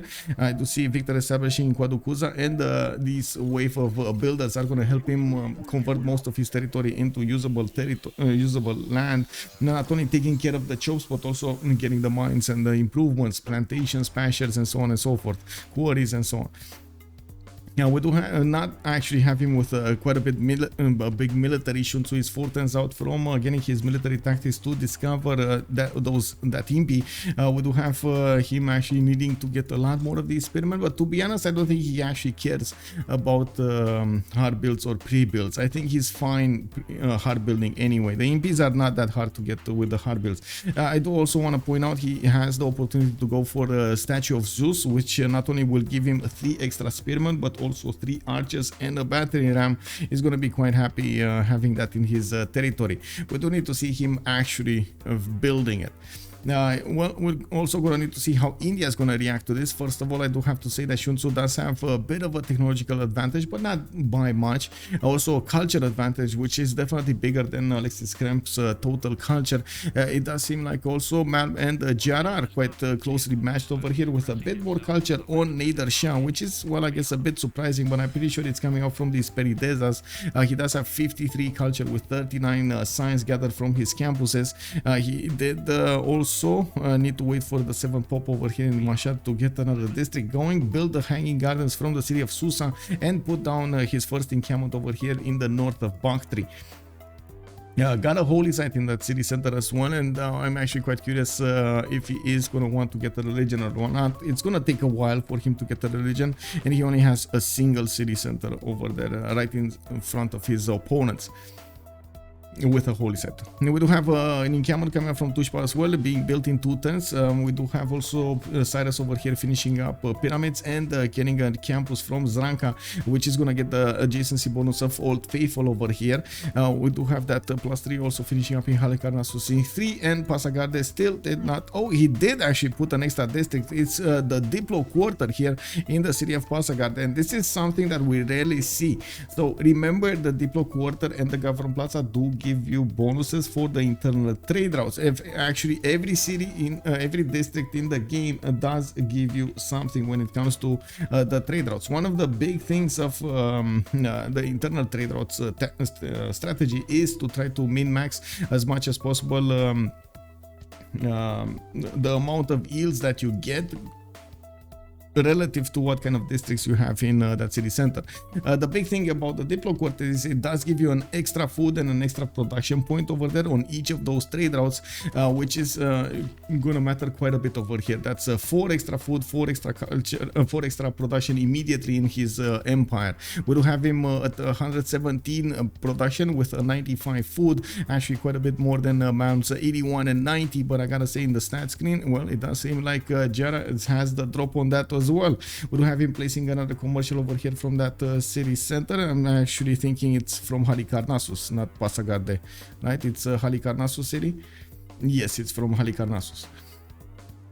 Theater Square coming up from Sparta in a +3 location over here between the Government Plaza and the Stonehenge. He did get a religion, and it's called Taoism, with divine inspiration giving him the +6 faith, and scripture for the religious spread from adjacent pressure is 25% stronger, 50% when discovering printing.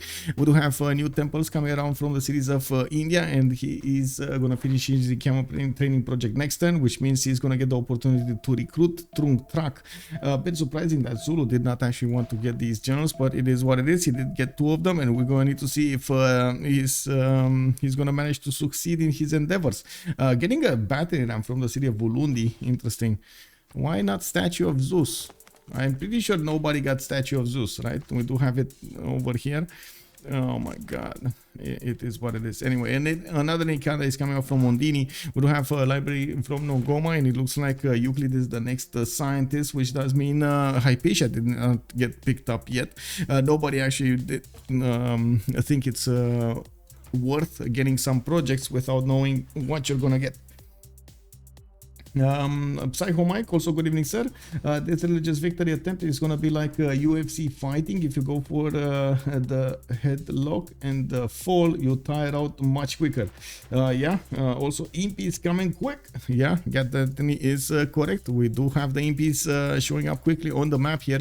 Alexis Kremp is not far away from getting his monarchy, so he will have the opportunity to get the Grandmaster Chapel, but it's not close. It's not close. SunTzu has military tactics in 2 turns, with mercenaries also coming up in 2 turns. It looks like he's starting to pump out quite a few spearmen from the city of Bulawayo, and is building up the infrastructure for more of these Ikandas to show up in his cities. He's missing a commercial in capital though, plus for food and plus for production may not be worth one more trader. Yeah, that is true. Well, I guess it is what it is. He made his choice. I wasn't expecting this, but I did want to point out the benefits of it. Now we do have barracks also coming out from the city of Tushpa soon, and by the looks of it, Ayutthaya did get Suzed over here. We got the first Suzes of the game. Mitra is being held by Giara. We do have Ayutthaya being held by Alexis Kremp, and it does look like Zanzibar is being held by Malm. Zanzibar is to the southeast of Malm over here, quite far away from him to actually take it over. We do have SunTzu that might actually be interested in doing something against Persia to his west side. It looks like at the moment he's not favoring that side at all. He's more concerned about what he can do about India than on the west side against Persia. So this will turn into a 1 versus 1 on both sides. While Malm is starting to get his units out to the northwest, he did get a galley inside of the city of Bakhtri for that extra era score that he receives. Not to mention he doesn't have a classical unit out, so he does require the extra garrison defense in his cities to be a bit stronger. He's also getting entertainment complex from the city of Mashhad, which will open up the opportunity to go for Colosseum over here, which is going to be amazing. It's probably going to be a 4 city, maybe 6 city Colosseum over here, 2 more cities that can be settled in the south of Mashhad. There is also an opportunity to chop quite a bit over here in the city of Mashhad. 1, 2, 3, 4, 5, 6 chops available. We do have to take a look also what Persia is going to do with the horses coming out from Sparta and Tushpa. He does have also a general Hannibal Barca available for him, while Malm does not. Malm did not actually to put that in encampment fast enough, so he doesn't acquire the points fast enough. Looks like Giara did secure an advantage against his opponent. Another settler is coming up from Zranka, and Giara is going to get the opportunity to settle over here more on the west side. That's still going to put him a bit too close for comfort to India, but I guess he doesn't care that much, to be honest. There's India with a big sea that he needs to cross on the east, and he has and he will have a lot of pressure coming up from Zulu, or at least I would imagine we will see Zulu over here pressure India, so he doesn't let him sim that much. Alexis Kremp did get to a 86 faith turn. He does also have 90 production, which is definitely bigger than SunTzu's production numbers. We do have more of these temples starting to get activated, while he does have Pingala establishing in the city of Calcutta. He's going to get the opportunity to get the extra science points from that city center. Not to mention, I think he did put down a campus there. Yeah, it's a +3 campus to the east of Calcutta, using the Gafron Plaza adjacency, the Turin Forest, and the other districts. Yeah, I wouldn't be surprised if India is going to want to get some scouts in the water and maybe some horses to go against Cyrus to the northeast to see exactly what's going on. Maybe actually try to pillage him. We do have a missionary over here trying to get the vision over what's going on and how the land looks like. Their vision did not expand this far into the Persian territory, into the Cyrus territory. On the other side, I do want to mention they do not see India. They probably don't see. No, they do. They do. They did manage to scout most of India. It's Malm that is not scouted. Okay, Malm actually only has 1 city discovered, the city of Bakhtri. The first horses are starting to come out of the cities of Persia, and we do have 4 of them actually getting chopped quite quickly in that city center. They can arrive next to the city borders of Bakhtri quite quickly. And another point that I do want to make, these units are kind of one hit for those horses, especially with the extra +5 from the general bonus. We might actually see Giara over here try to last move a little bit closer to his opponent, so he has the opportunity to surprise attack Malm. Malm is not going to benefit from pre-builds into Immortals, for example, and I don't see him actually getting a single single horse out. He's a little bit greeding this out, and he might get punished by Persia. Sentel is better position. Nakamoto, hello there, sir. I don't know what you're talking. Can't tell though who is in a better position. That's actually what you're asking. Why is she building on Malm? Probably going for the top 3. Probably wants to get the top 3 going. I do see first immortal is coming from the city of Bactria. I do see another encampment is going to finish over here in the city of Susa, while Giara did not actually choose to last move into Persia's borders. We do have the new commercials also finishing up in the other cities of Persia, with Arena coming up from the city of Mashhad in 2 turns. We do need to see if Persia over here is actually going to manage to get Colosseum, but I don't think neither is going to be stopped. I didn't see anybody trying to contest that Colosseum, and of course, since we do only have 4 players in the game with one building it, well, there aren't that many competitors. We do have Zulu upgrading his imps, and now that he has his core ability, he's getting some imp cores as well from his series. You can see how fast he's getting these. He's gonna do massive amounts of damage against the Indian archers, and we do need to see if India is gonna manage to get scrambled to get some units out. And we do already see SunTzu did jump up to 316 military. This should be a wake-up call on Gandhi's side. He definitely needs to see what's going on over here. He did manage to recruit a general through track, and he does see this archer, but he was seeing this archer for some time now. I think he was aware of these archers of Zulu for some time in this territory here. And we do have a Diplo quarter being put down from Kwadokuza. I do want to point out we got 6 more turns until the medieval era, where the players are going to need to go into the World Congress, and we're going to have a quick pause over there to stretch our feet. Okay, is Giara moving in? Doesn't look like he's moving in. This one lost movement, it crossed the river. We do have this one that could actually get onto that tile, but it cannot attack the scout. No, this archer, no. Okay, yeah, okay. So, and this one only 2 movement. Yeah, he's actually moving them around, moving them back. We do have them kind of giving up his hand, and of course immediately Persia, I should say Malm, is starting to get his immortals out from Bactria and Gordian to fend this attack off. We do have Susa finishing up that encampment, still 2 turns for Arena. Oh, okay. Giara actually moving in. Okay. I mean, are we actually gonna see the scout die? No. Okay, another Perideza has been put down that actually gives Malm a decent amount of boost when it comes to his culture. You can see Persia is on, or I should say Saris is on 86, while we do have Malm on 75 with his 38 science. Giara did manage to acquire 64, and we do have another wave of settlers coming out from his cities. It does seem like also India did manage to pass the initial warrior over here of Persia, trying to stop him from converting, and we do need to see if Alexis is going to be cheeky with this and try to convert back Persia to his own religion. He does not need to convert the city of Sparta as well as the cities of Sri Lanka and Pasakade and Tushpa. As you can see, all of the empire of Persia did get converted really quickly to his own religion.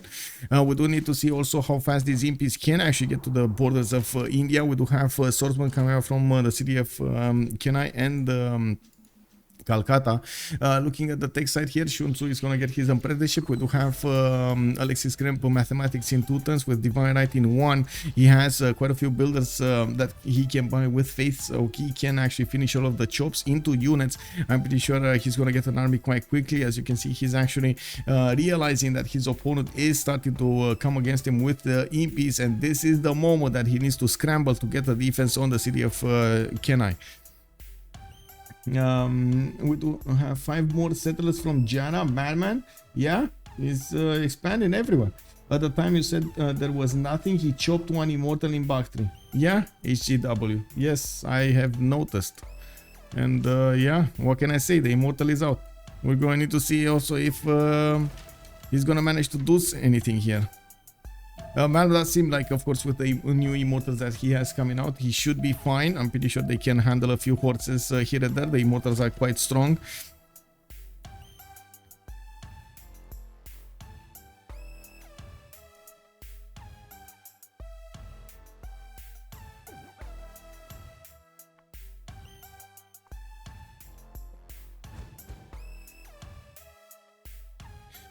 Okay. SunTzu?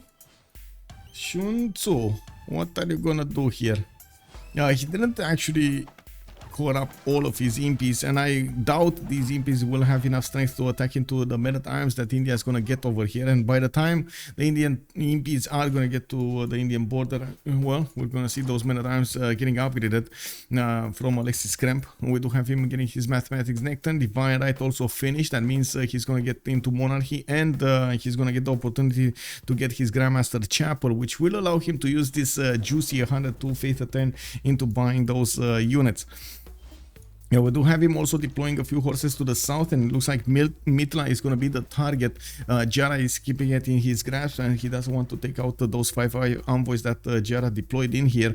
We do need to see if this is going to be a quick death, of quick takeover of that city center. That's also a city center that he might actually want to keep. Doesn't look like it's that bad. It already has a campus built, +2, and well, finished the library in it. So why not? You know, why not? Might as well get it for the price of a few horses.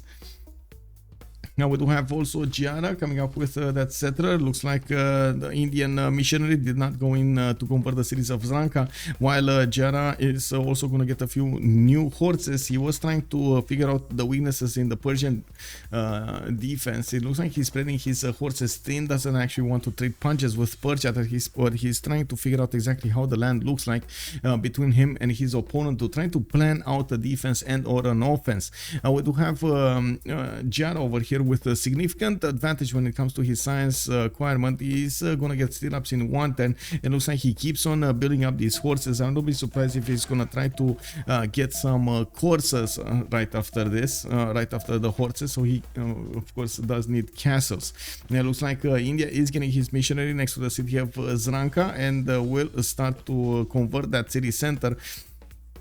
That is the city where we do have a holy site here with a shrine, giving the opportunity to Persia, for Persia to get that going. But anyway, it looks like he wasn't fast enough. Alexis Kremp just didn't focus there at all. We do have the first Zulu impies starting to get next to the swordsman, and as you can see, quite a few swordsmen did end up on the front line. We do have also a line of builders improving the territory here in the back line, and a few new swordsmen are on the way, getting built quickly from the city centers. We do have also a wave of archers that need to get into crossbows, the next technology, while I'm pretty sure Alexis Kremp is aware of this. We do have also Malm getting to boost Alexis Kremp in the next 2 turns. So we're gonna see Malm finishing up military tactics and giving the boost to Alexis Kremp. We do have also new archers coming out from Zulu. Usually after this kind of an EP attack, you do see some catapult cores or crossbow cores coming out from Zulu, using his extra strength and the ability to core up much earlier to get very, very strong units to attack into your opponent. It is kind of costly to do so because you do require a lot of production to get everything you need on the front line. Looks like he did choose to build basically a base for his production capabilities here with 6 cities, and now he's choosing to use that production to try to sim and war at the same time, with quite a massive attack starting to appear over here. I do have to point out the Zulu Impi cores are able to attack into the swordsman with 77 strength into that swordsman 60 strength.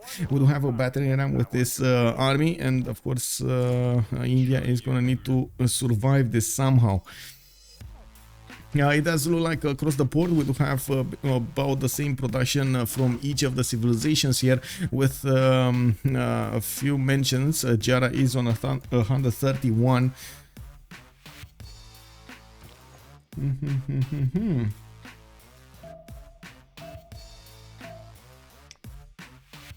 Sivas Bimson, Zulu looks clean in the white uniform.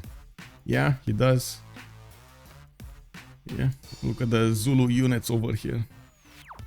Yeah. He's the messenger of peace over here. We're gonna need to see Zulu flex his muscles against India. Is he gonna take out this swordsman though? Let me actually take it. You see? Because he can definitely attack and take it out. Is he gonna take it out? Is he gonna be that aggressive, smashing through his opponent's defenders? Anyway, we do have first archer corps also starting to come out of the cities here, and I'm pretty sure SunTzu needs a bit more time to get to crossbow technology. I know working finishing up in 1 turn. We do have Malm getting that military tactics in 1, and looks like again SunTzu is hesitating on this. We do have new units coming around from India's defense. Quite a few swordsmen are on the way. He did build a few horses and new archers next to the city of Chennai. We do have more libraries coming around from the cities of India. And I gotta say, Hypatia did get picked up. It was by Cyrus. Giara did manage to get the free library and the extra science for all of his libraries. I do also see he did also manage to get Zankian as the first merchant that gives him a trade route capacity. Arena of Athens with a great merchant. Looks like Persia is probably going to pass it. We do have Nader Shah passing, and we do have also probably Cyrus passing it, and we're going to need to see who's going to get it. No more attacks coming up from Cyrus against Nader. Looks like Nader Shah did manage to put enough units in his front line, so he deters any kind of attack coming up from Cyrus. Uthaya looks like he's going to be on the chopping block here. Giara is going to send a few horses to deal with the threat and the advantage that their opponents are benefiting from, especially since they do know Mitla is going to be taken down by India's units. They don't want to give him any kind of advantage here. We do have also ancient walls finishing up importance from the city of Chennai. Zulu's units are standing by to take out the other units of India on the defense. We're probably going to see Alexis here try to upgrade his units as quickly as possible. In the yield stab, in the gold generation, we do have Malm on 130 gold. Alexis is barely 1 gold a turn. You can see that he is relying as much as possible on Malm and on his production capabilities.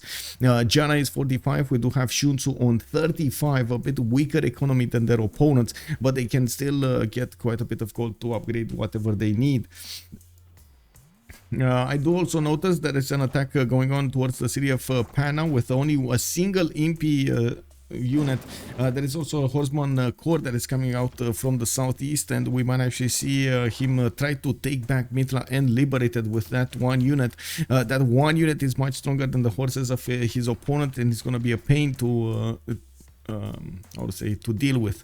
We do have Zulu also trying to get to position on other weaker Indian units to the north of the city of Chennai, and sending deploying a few more of these impy corps from his northern cities Nogoma and Ondini. I'm actually a bit surprised we do see this archer moving to the south instead of trying to go through the east side here, or even why is he not getting shipbuilding? Like, this would be much easier to just, you know, get into the water and get onto the front line. But anyway, it is what it is. He definitely needs crossbow cores, and I would say catapults or trebuchet cores.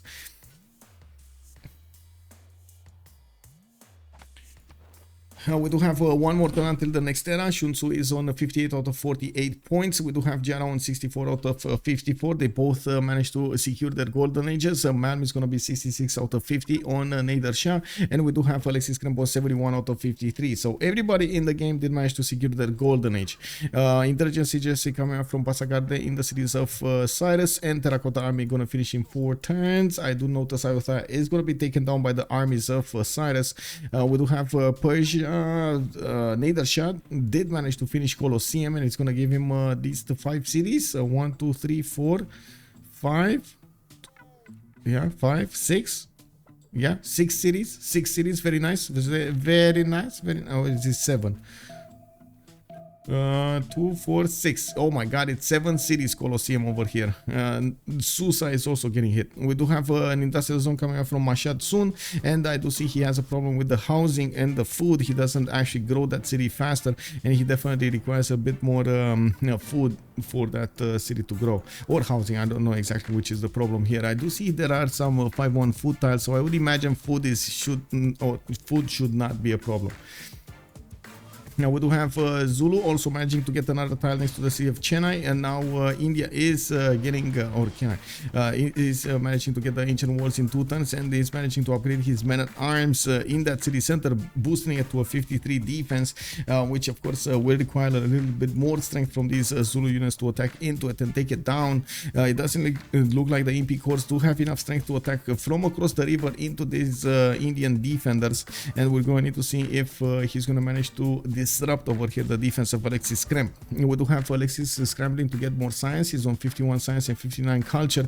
He does have Grandmaster Chapel finishing up in 2 turns, which will open up the possibility to get the faith generation to buy him units. 106 faith a turn is definitely a decent amount to get some units over here on the front line. And we do have also 2, 4, 6, 7 cities from Malm, 2, 4, 6, 7 cities from Giara, only 6 cities from Zulu, while we do have India on 2, 4, 6, 8, and 9 cities.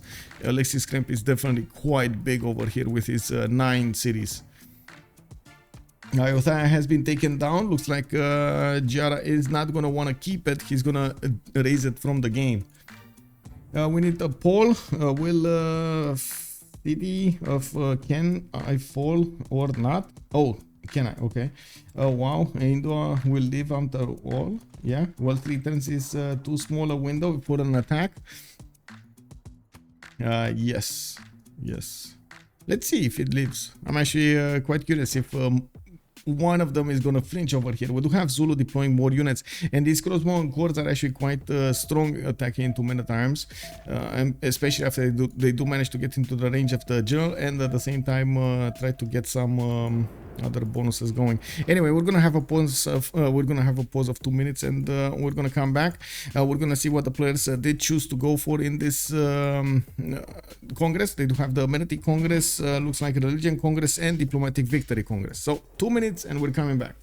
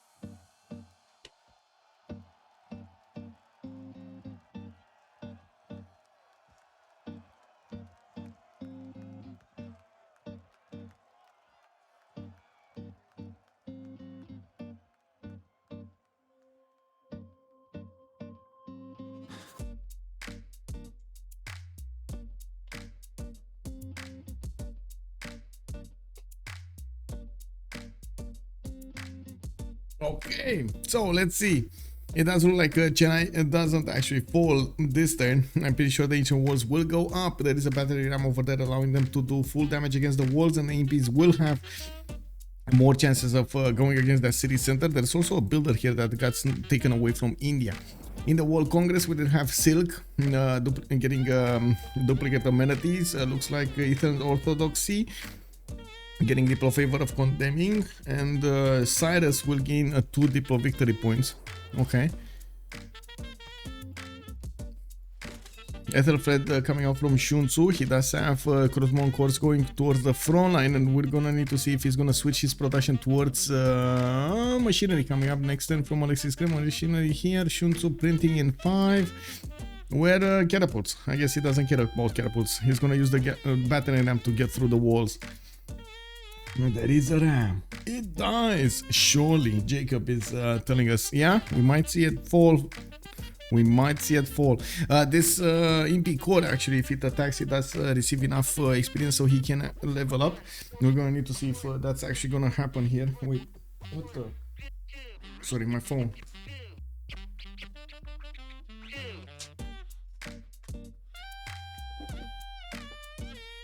Oh, wow.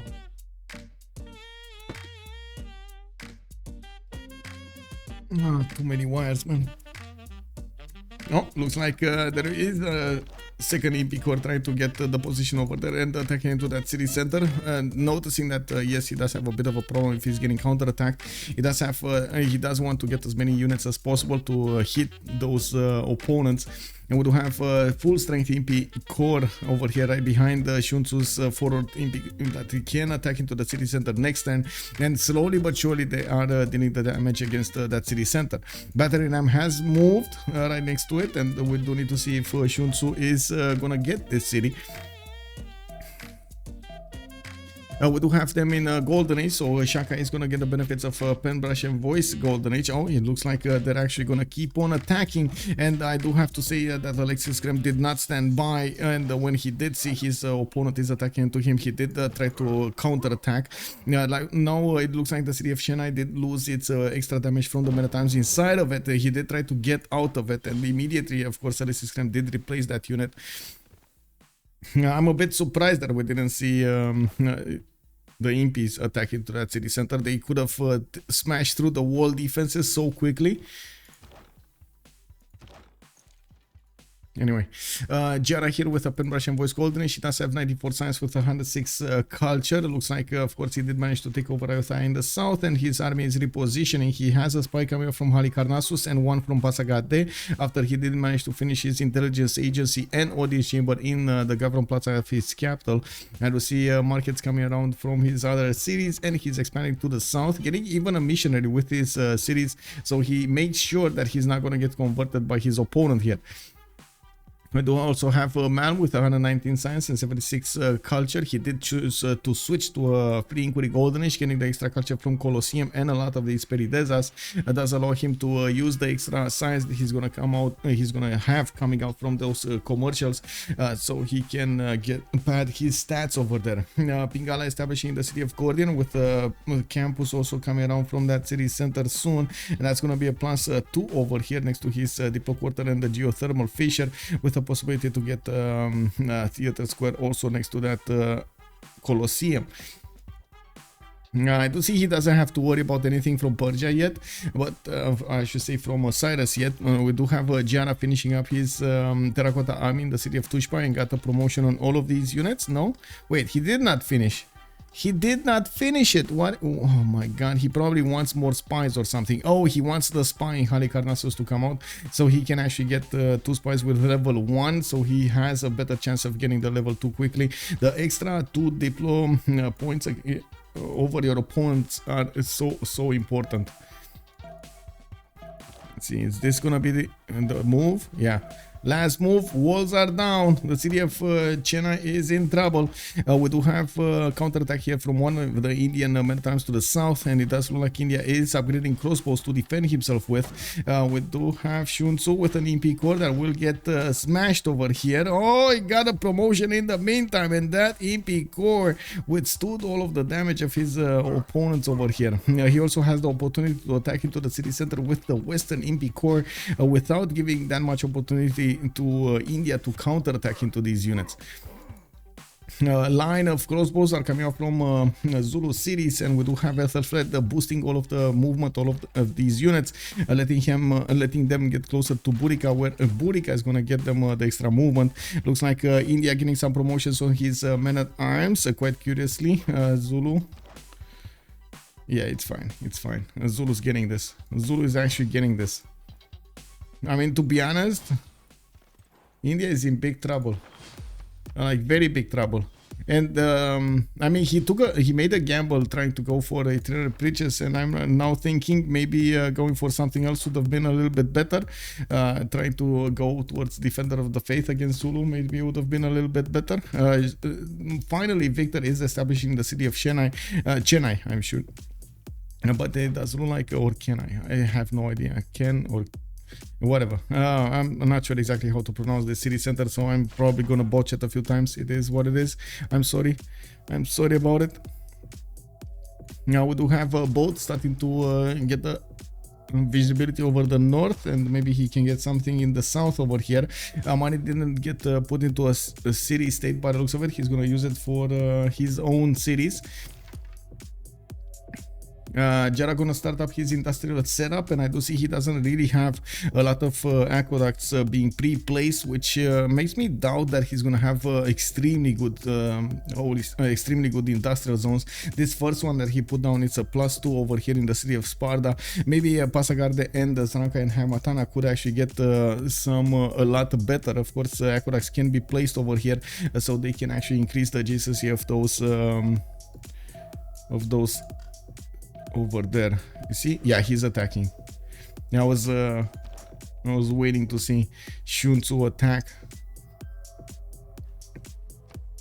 I do have to say that it's amazing, by the way, to take a look at the players' commitment to do the last moves, even if in the turn it is clear that you can do the move with no problems, like there's no pressure on you, and you still want to do it in the last possible second in the turn. I mean, that takes quite a bit of commitment from you, man. That is commitment over there to hold yourself until the last possible second to apply the damage against your opponent somehow. Yes, definitely, as in typical English CH, like chip or chop. Okay, yeah. And we got new people walking in. Bonsoir tout le monde. Bienvenue sur mon stream. Thank you so much. Merci beaucoup, Leech, for the raid. And thank you so much, sir, for showing up here. I do want to say hello to everybody. And we are watching a 2 versus 2 game between SunTzu, Giara, and Malm with Alexis Cramp. They are fighting each other over here quite well from the beginning of the game. And we do have Alexis Cramp in trouble. Looks like SunTzu is going to push into him with a lot of impy cores, and he's following up with crossbow and cores, not to mention more generals. On the other side, we do have India scrambling to get his tech up and trying to get as many units to defend the city of Chennai. But this is what we're watching, the fall of the first bastion of the Indian Empire. Yeah, bonsoir. Now we do need to take a look if India is going to have enough strength with his faith acquirement per turn of 134, 72 science and 90 culture to actually counterattack into his opponent. There are some units that were deployed to the south to take over the city-state of Mithila that are now coming back on the battlefield, and Zulu, by the looks of it, is going to get his army pinched over here in the south. He's definitely focused his efforts on the city of Chennai, while I'm pretty sure he's going to want to storm through his opponent's units as quickly as possible. And we do have India with a few crossbows here behind the city center that lost their movement trying to defend it. We're going to need to see how fast these impies can actually move and how fast can SunTzu click, because yeah, this is going to be quite a click fest over here between India and Zulu in the next turn. Who's gonna flinch first? There we go, there we go. Look at SunTzu go, man. He just clicked. Oh my. I mean, yeah, you see, you gotta get also skills in this game, man. You gotta click so fast. Yeah. It is what it is. Well, we do have more temples coming around from the cities of India with amphitheaters to try to get some more culture. Zulu is also going to need to fix the problem in the south, while he doesn't need to confront some men at arms. He's starting to lose his archers that were never upgraded. Now he does have this impi that is getting attacked by Indian units, and so many more units are coming around from the cities of Zulu to confront the Indian army. Of course, with the arrival of the crossbow and cores, these men at arms are kind of nullified over here. I'm pretty sure the strength of these Zulu crossbow and cores is gonna be deadly rank. India might actually get a pillage over here to the northwest of Nongoma. There is a horse coming out next time, but well, I guess we're going to need to see if he's going to manage to take that scout out before it pillages. I doubt it, but it is what it is. We have university coming out from Susa. I do see Malm over here did build the Temple of Artemis to the south of Tarsus, and I really like how he's getting his setup going with his aqueducts next to his industrial zones, trying to boost as many as possible. He did arrive at 196 production with 176 science and 93 culture next to Giara's 105, 125 and 191 production. Giara keeping up quite nicely here. Even though he doesn't have very good industrial zones, well, he's still keeping up with his production. He's also putting down more cities. We do have him on 2, 4, 6, 8, 9 cities at the moment. Put 2 cities in the meantime, while Malm with Nadershah did stay on 7, 2, 4, 6, 7. He did manage to get a second encampment down from the city of Susa and stop there with his army and logistics. We do have Zulu also staying on 6 cities and applying the majority of his military power against India. And right next to him, Alexis is looking like he's paying the price for not taking this seriously at the beginning of the game. He did take a chance to expand a little bit further than usual. He did put down 9 cities earlier. He's down to 8, of course, losing Chennai, while he did manage to take over a city state also in the south, the city of Mitra. And now it does look like these MP cores are way stronger than his units. They're starting to get promotions on them, and of course recovering health right in front of his face. We do have SunTzu also with a decent amount of bonus coming up from his generals all the way, so he gets the faster movement speed. He also is getting a military engineer to help him out to create the infrastructure that he desperately needs to connect the city of Chennai with Bulawayo, so he can resupply everything here much faster. RDJ, good evening, sir. Do you think Malm can solo win the game? Doubtful. He can. I mean, anything is possible in a 2 versus 2, but yeah, it's gonna be very hard. That's why I'm saying doubtful. Barabuliko, does general bonus stack? They do not stack. There was a time, I believe, in the first version of Civ6, if I remember correctly, they did actually stack 10, but they don't stack for a long time since Rise and Fall came out, if I'm not mistaken. Also, wait, what happened to Malm Science? He went into a free inquiry science. That's what happened. And we're going to need to see if he's going to get the opportunity to actually recruit Newton over here. We do have him one of the next scientists. If Adlan did get recruited by Malm, we do have him with an extra trade capacity, and looks like his neighbor Cyrus did manage to get Marco Polo for a free trader, and of course the extra trade bonuses. Now we do have also the units of India retreating back to Calcutta and Agra. There aren't that many to actually fend off an attack over here, while Zulu keeps on pushing his advantages against his opponent. We do need to see him choose his war moves carefully. I gotta say, this men-at-arms to the north does look dead. There's a crossbow and core over there. It just needs to move, and bam! It doesn't even need to move, actually. It's on this banana tile, so he can definitely do the damage. It's gonna be fine. It's fine. It's fine, boys. Oh, Tatiana. Hello. Wait. Okay, this is a bit confusing. I guess Tatiana can only be a girl's name, right? I don't want to confuse myself here. Anyway, yeah, we do have Zulu getting the walls up in Agra, and that of course requires the battery ram moving towards that city center so he can actually deal with the strength of the walls. The MPs do chip away the walls without taking that much damage on return, but it's just much better if he does have a specialized unit to help him. He does have the crossbow and cords also needing to move, and it looks like SunTzu is taking quite a few hits on his southern EP core, which doesn't actually have enough experience to promote, so he doesn't get a free heal back. SunTzu is in his making series, actually making a lot of horseman cores. I wouldn't be surprised if he's going to switch towards courser cores here or soon. Looks like in the tech side he's going to discover castles next turn, and he does have 67 science with 89 culture. Could click on calves and try to finish off with that. Now we do have Zulu also managing to move in with the crossbow cores, dealing the damage against these archers of his opponent, significant damage against the men-at-arms as well, while he doesn't require a few more units to show up on the front line. It does seem like he's starting to break the defenses of India. After taking over the city of Chennai, we do have a scattered defense over here being put onto the battlefield from India, because he doesn't need to fend off the attacks on 3 possible cities. In the south, Zulu did manage to deploy one of these spies in the city of Panna, while at the moment I don't see a spy from India in the cities of Zulu. That does mean Zulu does have a +3 intel on opponent's movements advantage in his bonus drop down. This is fine. Burning house meme, yes. Is it Zulu encampment in the middle next to Chennai? Oh, this one? Yes, that is actually Nikanda. Oh my god, this is gonna be gold. If he does actually finish this Ikanda and he, you know, like he chops it out and he chops out the trebuchet core in there, this is gonna be so fun. Anyway, hitting those two cities from two sides would be quite fun. And we do have walls going up in Calcutta in 2 turns, and it looks like Alexis doesn't actually have a unit to chop there.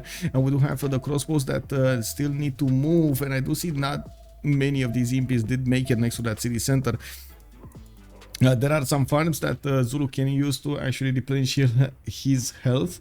And I do want to take a look at what Malm is going to do. And we do have Malm with 200 science, double the amount of science that Cyrus is benefiting from, with 144 gold a turn and 210 production. Looks like Malm is checking along quite nicely with his empire bonuses. We do need to see also the battling ram up here, over there in the north or in the east. I'm not sure exactly, and it does look like SunTzu is not sure either. Okay, there we go. He's actually going to focus on the city of Agra next.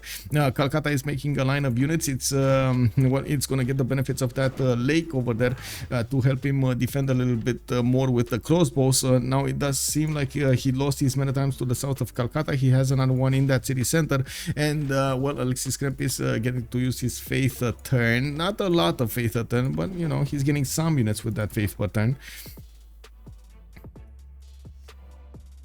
Let's take a look at Malm here. What do we have? Trebuchet coming up from Mashhad. Okay, I mean that's a war machine. Let's see if he's actually gonna start warring. A third encampment coming up from Shar-e Kumis. I do see he also did manage to get Abu.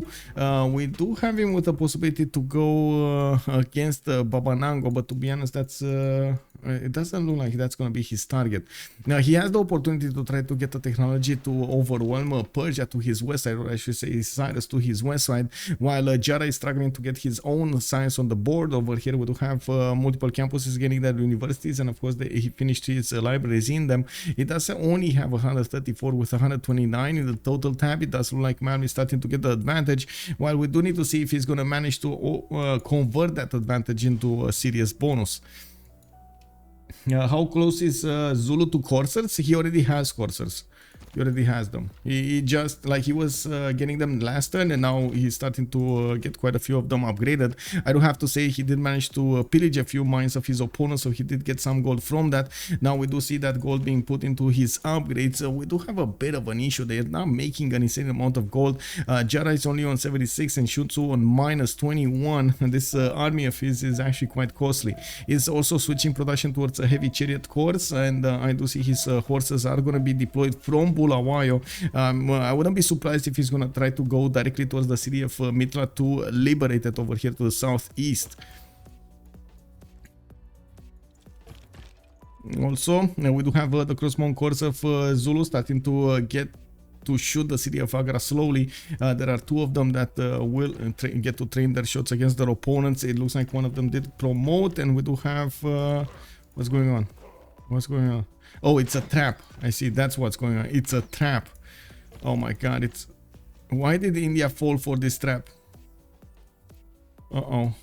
Well, he didn't fall for the full trap. It is what it is. This crossbow core does have a promotion on it, and he needs to decide if he actually wants to shoot down that crossbow or promote it. It is what it is. Calcutta did manage to finish the walls. We do have new men-at-arms showing up over there, and it does seem like Alexis Kremp is making another line of units right behind Calcutta. We do have Zulu also getting a little bit closer to Mitla, and I do see walls are getting up in that city center. SunTzu did get his military engineer to start creating the infrastructure toward the city of Chennai, and of course the traders. I wouldn't be surprised if he's gonna try to make a right downward bend over here towards the city of Pana and Mitla, so he can get there a little bit faster. Crossbow has been taken down. India is bleeding units, while I don't see Zulu losing any unit, which is going to be quite amazing. We do need to see if Alexis over here is going to manage to somehow bring this back. What trap are we talking about? So Zulu moved out one of his MP cores from in front of the city of Agra. There was a possibility for India to secure this place, but then he would have been attacked by multiple units, and that's why I was saying that it's a trap. And SunTzu was just not moving any. He's still not moving any unit on that tile. He knows he has these crossbowman cores to attack into any unit coming out, and he just wants to trap them. Well, I mean, you know, he set the trap. It doesn't mean that Alexis needs to fall into it. But what my surprise was the crossbow did with very little health, did come onto the hill, expose himself to other crossbows from the other side of the lake, and shot an MP core without actually dealing that much damage. That actually surprised me quite a bit. He could have used the crossbow to move to the north, or even keep it in the city center to try to attack those units over there in the north. It looks like he might actually be giving up on the defense of Agra, to be honest. He cannot get the tiles in front. He knows these crossbow cores and these MP cores with the help of the battery ram will probably deal more damage against that city center than the walls can handle. So he knows that city is probably lost. Unless he gets a massive army of crossbows, I don't think, and of course many times in the front line, I don't think he's gonna manage to make it here. We do have the course of Zulu starting to deploy to the southeast, and it looks like he's gonna require a bit of time to move there. These courses do move 5 tiles every turn, while they do not have general with them being deployed. It looks like they're gonna have a decent amount of advantage against the men-at-arms of their opponents. 64 damage against the 56 of India's defense. Agra's walls have been taken down. The MP cores have pushed into that city center. We do have the crossbowmen deployed to attack, to use their attack power against those units defending it and against the city center itself. Giara looks like it's catching up in the science screen, 151 and 138. We do have Persia over here getting multiple siege units to work for his side. He did manage to establish a religion as well, Lavashkiri, Zen meditation with the one amenity in the cities, and the defender of the faith for the +3 combat strength on his units. Campus coming up from Mashhad, finally. That's going to be that +5 next to the city center to the west. He does have a 14 camel coming from Tarsus, and I do see new theater squares in Mazaka. I think a big question is, if Alexis falls, is Malm gonna concede or keep going? What do you think? Okay, let's put up a poll, because I'm pretty sure chat over here has wondered quite a bit on Malm's stream, and they know Malm. He's streaming right now, by the way. I think Alexis Kremp is streaming as well. If Alexis falls, Malm will win alone, Malm will concede, or a Malm will save Alexis. Okay, let's see. A quick poll. Let's see what stream chat has to say about this. The cow who laughs. Yes, I didn't like the cheese though. Does anybody remember the cheese from Lavashkiri? Ooh, baby. Oh man, I ate that cheese when I was young. Every day, man. Every day. What is the kick W option? It got lost in the translation. I'm sorry, Salty Capybara. This is how it works, right? You translate from language to language to language. It got lost in the translation. I'm so sorry. It looks like the city of Agra has been taken down, and India did try to take it back, but to no success. We do have the garrison health remaining on 15 out of 200. It doesn't seem like SunTzu will have the opportunity to take down another 2 of these men-at-arms next turn, and it doesn't seem like India can actually replace them quickly. The city of Calcutta is also getting damaged over here. The battery ram will need to reposition towards the city of Calcutta's borders, so he can give the imps the ability to attack into that city center with their full force and demolish the walls. Now we do have over here Persia, getting his banks out. He's also at still 76 gold a turn here. Looks like SunTzu did manage to get out of his hole with just 5 gold per turn. Malm on the other side is 145, while Alexis is on minus 30. And we do have the courses coming out from Persia, and looks like he might be looking to get to calves quite quickly. Siege tactics coming up next turn, while Giara is not that far behind. Nationalism coming up much faster for Persia, for Cyrus, than it is on Malm. Now we do have, India over here being pressured quite a bit. He does have a settler coming out from there in 3 turns. He might actually get the opportunity to move on the east side over here, or try to get into the south. Looks like Mitla is going to be a bit late on getting the ancient walls. The coursers are arriving, and they will get the opportunity to hit into that city center before the walls go up. Now there's a big question if he's going to manage to take it before the ancient walls go up. And it looks like stream chat is saying man will concede. Okay, he won't concede, but he will lose. Zabijak, good evening, sir. Okay, also Dub Slow, the cow who, yes indeed. Bonsoir Andirao, hello there, sir, good evening. Vash means cow. Moo. Yeah, that one is that one. What is it? Moo. How close is Zulu to coursers? I did answer that earlier, right? Yeah, we do have the coursers. Okay, so it looks like Alexis did manage to lash back at one of the imps and took it down, but at the price of one of his men-at-arms, which just got taken down. Agra has also fallen. It looks like Alexis is trying to do some damage against Zulu, but now that city center is probably going to be taken back anyway, and it does seem like the imps do expend a lot less health of taking that city back than his opponent in India. We do have, as you can see over here now, these Zulu crossbows dealing with the Indian army, and did manage to take down quite a few units while we were watching this skirmish happen.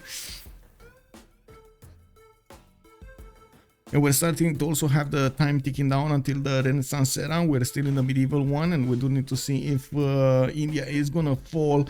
We do have so many men-at-arms coming up from his cities. He's gonna try to stay alive with a settler here, and the big question on our minds here is what Persia is gonna do about it.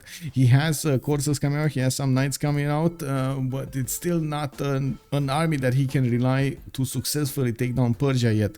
He does need a lot more if he wants to apply his military against his opponent. Has 240 science, 107 culture, definitely a big advantage against Cyrus here. And I do want to mention, it looks like in the production queue, in the production numbers, Giara is a bit ahead of Malm over here. We do have also Malm benefiting from a strong economy at the moment, but this is without having a very big army to benefit from to attack into an opponent. So we're going to need to see if he's going to keep on having an economy after he actually finishes his Agra has been taken down. Another men-at-arms has died over here from India. We do have the battalion now moving to the south, where there is an imp army. There is an imp army. Hello. Oh my, that imp army. One imp army to rule them all. Look at the men-at-arms just dying against the imp army's 88 strength.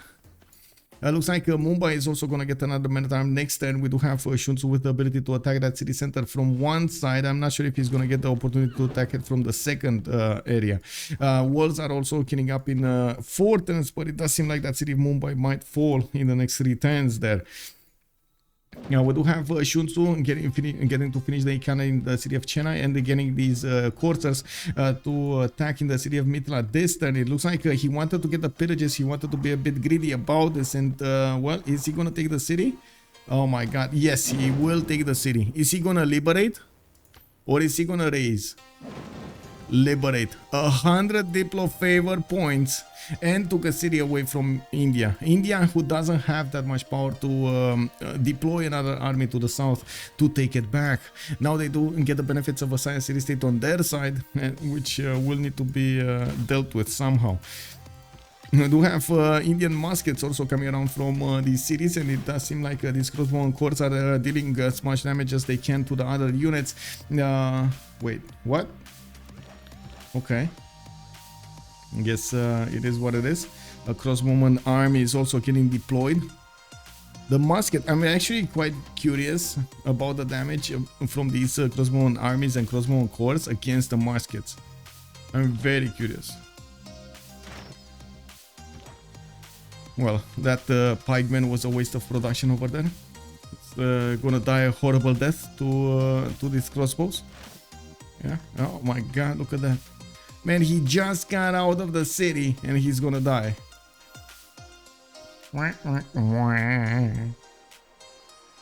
Still less Diplo favor. Still less Diplo favor after all of that. Yeah. Yeah, they're not, I mean, still like what, 30 less or something like that. They're catching. Yes, Impi armies before 1070. Civ6 is a perfectly balanced game with no flaws whatsoever. And yes, yeah, I mean, yeah. What? You don't like Impi armies, Salty Capybara? Huh? He's gonna army up using the cities. Yeah.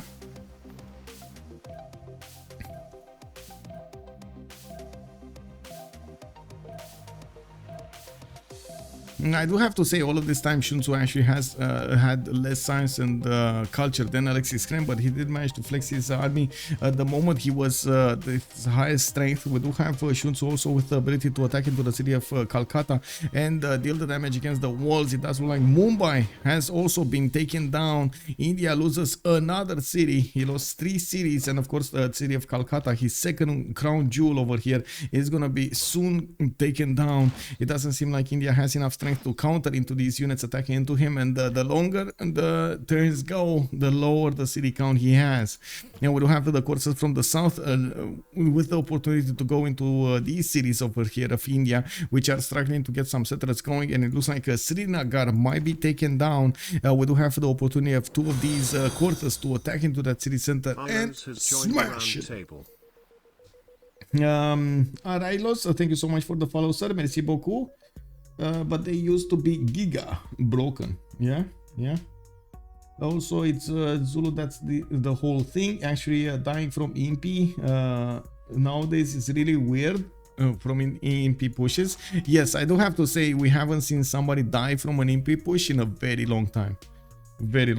And maybe that's one of the reasons actually Alexis didn't think that's gonna be an EP push. He maybe thought Zulu is gonna try to go for a longer game, and he thought he's safe at that moment in time. Well, it looks like Zulu actually didn't cooperate on that plan. He wanted to be faster, and he did. He was faster. Well, that city of Calcutta is very strong. I wouldn't be surprised if we're gonna see Zulu at some point decide he's gonna want a catapult here. Yes, I mean, you know, crossbow corps can still do damage. They get some experience points and so on. They get the promotions. There's a level 3 crossbowman army. Oh my god, please SunTzu, just click on ballistics and let's go. We do have him getting a market out in Ulundi. I do see him getting more armories also, and the heavy chariot corps on the front line, while yes, the 2 corps are attacking into the city of Srinagar. He does have another horseman army that could actually upgrade over here, and I do see the city of Pana might be on the chopping block as well. Military engineers are also continuing to build the infrastructure towards that city of Pana, making a connection road that will allow any unit from Zulu, be it Cav or otherwise, to get to the front line very quickly. Madurai did finish the walls. We do have at the moment the battery ram being deployed in the city of Calcutta, but they do have enough gold to buy a new one if they need to. I am not suggesting to buy a new one. I'm just saying they have the option. We do have also Zulu needing to actually get these units next to Madurai, and looks like Srinagar is going down. There's no doubt about it. Zulu is managing to get the gold and get the cities.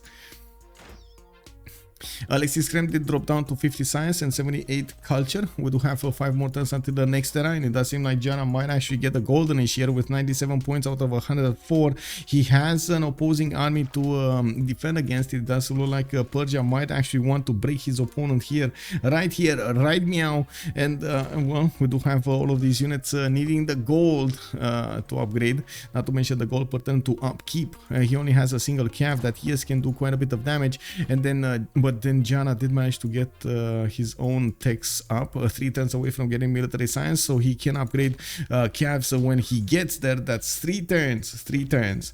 Oracle finishing up in the city of Pasagarde. He's getting great library in Zranka, while I do see Halikarnassus is gonna get another courser. He definitely is aware that his opponent is building a military and he wants to counter it somehow. Shaklong, good evening, sir. How are you doing? JPP, what is that? Disons qu'il a oublié comment jouer à force de faire des religions en FFA depuis plusieurs ans. What? So I forgot to comment the play of forcing somebody to make religions in FFAs or multiple something. I don't know what SEM is. What is SEM? Anyway, new caps coming around from the cities of Persia. Of the Sema. Oh, of the week. Okay. Multiple weeks. Okay. I see. Multiple weeks. Got it. Got it. Thank you, Sema weeks. Okay, got it. Sorry. Yeah, Milset, thank you so much, sir. Learning words every day, man. Learning words every day. It's good.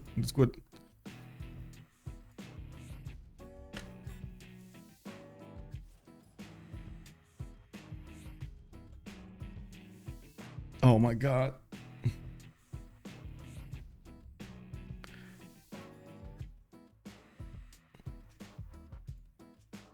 Okay. Sorry, my Discord messaging. We do have Calcutta over here that is half walls. It looks like the siege tower is gonna get close over there. We do have LC also to give the bonuses to these Zulu units. Looks like actually Zulu operated without a general for some time. In the 4 units, we do have the second general deployed to the north, and looks like he's gonna keep the cities that he got from India. No problems with loyalty whatsoever at the moment. Srinagar also got taken over to the south. Looks like he has the opportunity to buy a tile and upgrade his swords. Now he has pikemen that will try to stop him, and it looks like we got a crash over here on SunTzu, so we might have a quick pause over this. Actually made it is what it is. It's so close to the other pause. I'm not really. It is what it is.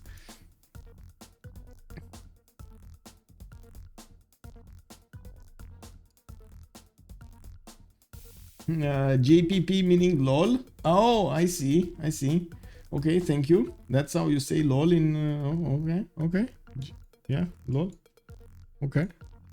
LOL. Yeah, we got Persia getting to his ballistics, and I do see quite a few cuirassiers getting upgraded over here in the cities of Malm, getting military engineers also to get his infrastructure up. Encampment training projects coming out from the city of Susa, while I do see he has Timur. He's probably gonna need the next level one. We're going to need to see what is he gonna get over there for the next level, for the industrial units over here, for the cuirassiers, for the field cannons. This general is Renaissance, medieval Renaissance. He needs a Renaissance industrial or industrial modern. Okay, 3 turns Oracle on the city, on the side of Giara. We do have him getting a Temenanki in the city of Ispahan, which will boost his science a little bit more. We do have him going for his gunpowder here. He did actually switch off, finishing up his CAV technology, and he's gonna go towards ballistics now. We do need to see if he's gonna be fast enough on it. It looks like Giara is a bit FK here. Now we do have Alexis Kremp actually getting to the north somewhere with one of his settlers. He got spotted by Persia, and we do need to see if India's settler is going to be stopped over here from going anywhere successfully. He might actually even settle over here, to be honest. He could settle over here and try to force his opponent to get boats out to take him out. Be as slow as possible. And I could definitely see Zulu getting shipbuilding to cross the waters if he needs to. Oh well, it is what it is. I will have to take notes. French lessons on stream. Yeah, exactly. Also, Hitbox is saying literally I can't take more. Oh, JPP meaning I can't take more. That's what you're saying. Okay. Yeah, as in the too much. I'm laughing too hard. That's what it means, right? Okay, so there was an encampment here in Madurai that did get the walls up, and it does look like that's also going to be another fortress that India can use against his opponent. We do have Zulu also putting some units in the water, which I'm pretty sure he wants to get out of there. I'm very surprised that he actually did this. Knight Corps versus Impi Corps, it is what it is. Crossbone Corps still doing the damage and with the army to attack into that city center, and I do see this level 3 Crossbone army is, instead of promoting, it's actually attacking, which is a bit unfortunate because, well, you don't get over experience, right? When you get this experience, you don't get the more. It is what it is. 90 out of 90, it stopped here. You need to promote, my sir. Okay, we do have night armies coming from Molundi, and we do have also SunTzu going for siege tactics in 4. I would say he definitely needs ballistics over here if he wants to deal more damage, upgrade his units, but there is an opportunity to go for military science also. And we do have Zulu getting this Impi army out from the north. Another men-at-arms army over here. Oh my god. Oh my god, these units are... Okay, finally Trebuchet. Wait, did he actually buy a trebuchet? I think they bought a trebuchet. SunTzu is on 742 gold. He got so many pillages out of these mines over here. I do see 1, 2. Some mines in Chennai that did get... how to say... did get repaired. Another mine over here. He got the points. He got the gold for the trebuchet. Now that trebuchet will make quick work of the cities of Calcutta's defenses. Even if victory is establishing in there, we might actually see that city fall soon.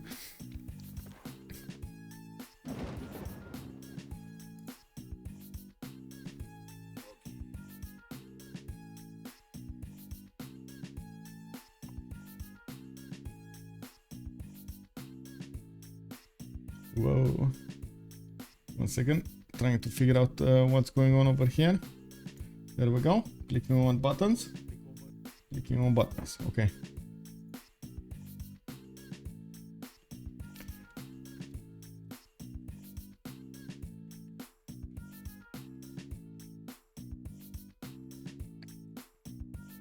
No, I need to shift enter. I don't know why it unended my turn. But anyway, 5 more turns until the next World Congress. That means 4 more turns until the next... Oh. I needed to count down. Sorry, I got distracted.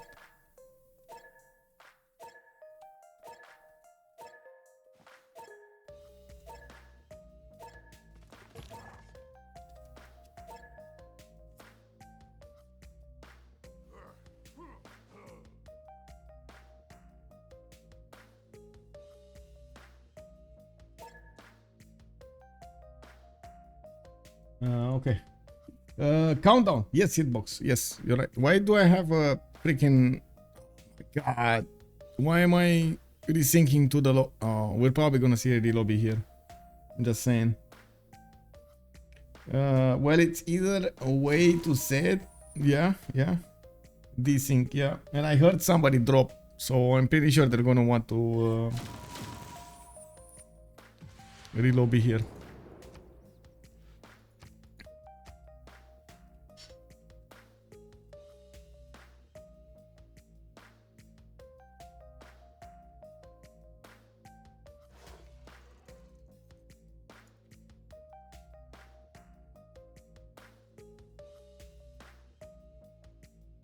Just needing to get the link. Lobby is not up yet. This is also a good moment for Alexis to talk with Malm to see what it's gonna happen during the game, what they can do to come back. My initial impression is Malm is gonna try to do a fall-in attack against Giara, and I guess he's gonna come down, or he's gonna boil down to tactical choices rather than technological advantage. I'm pretty sure that advantage of Malm is well, it is. He's gonna keep it. Like, he's gonna have 2-3 turns of advantage over his opponent, but might not be enough. Might not be enough. We We're waiting for the players to join the game here. Gonna start it up soon. I hope I have, yeah, I have more than 0 MS to everybody. It's fine. Just need them to fully connect. Kick. I think I might need to reconnect though. This is not good. Oh, there we go. He was actually connecting. Okay. And Alexis? Alexis is the host. Actually, wait. That's a problem. If the host looks like that, that's definitely a problem. How is the host actually still joining? Doesn't make any sense. Okay. Looks like Giara was having a problem also here. He reconnected and got a 0 MS fixed. It's fine.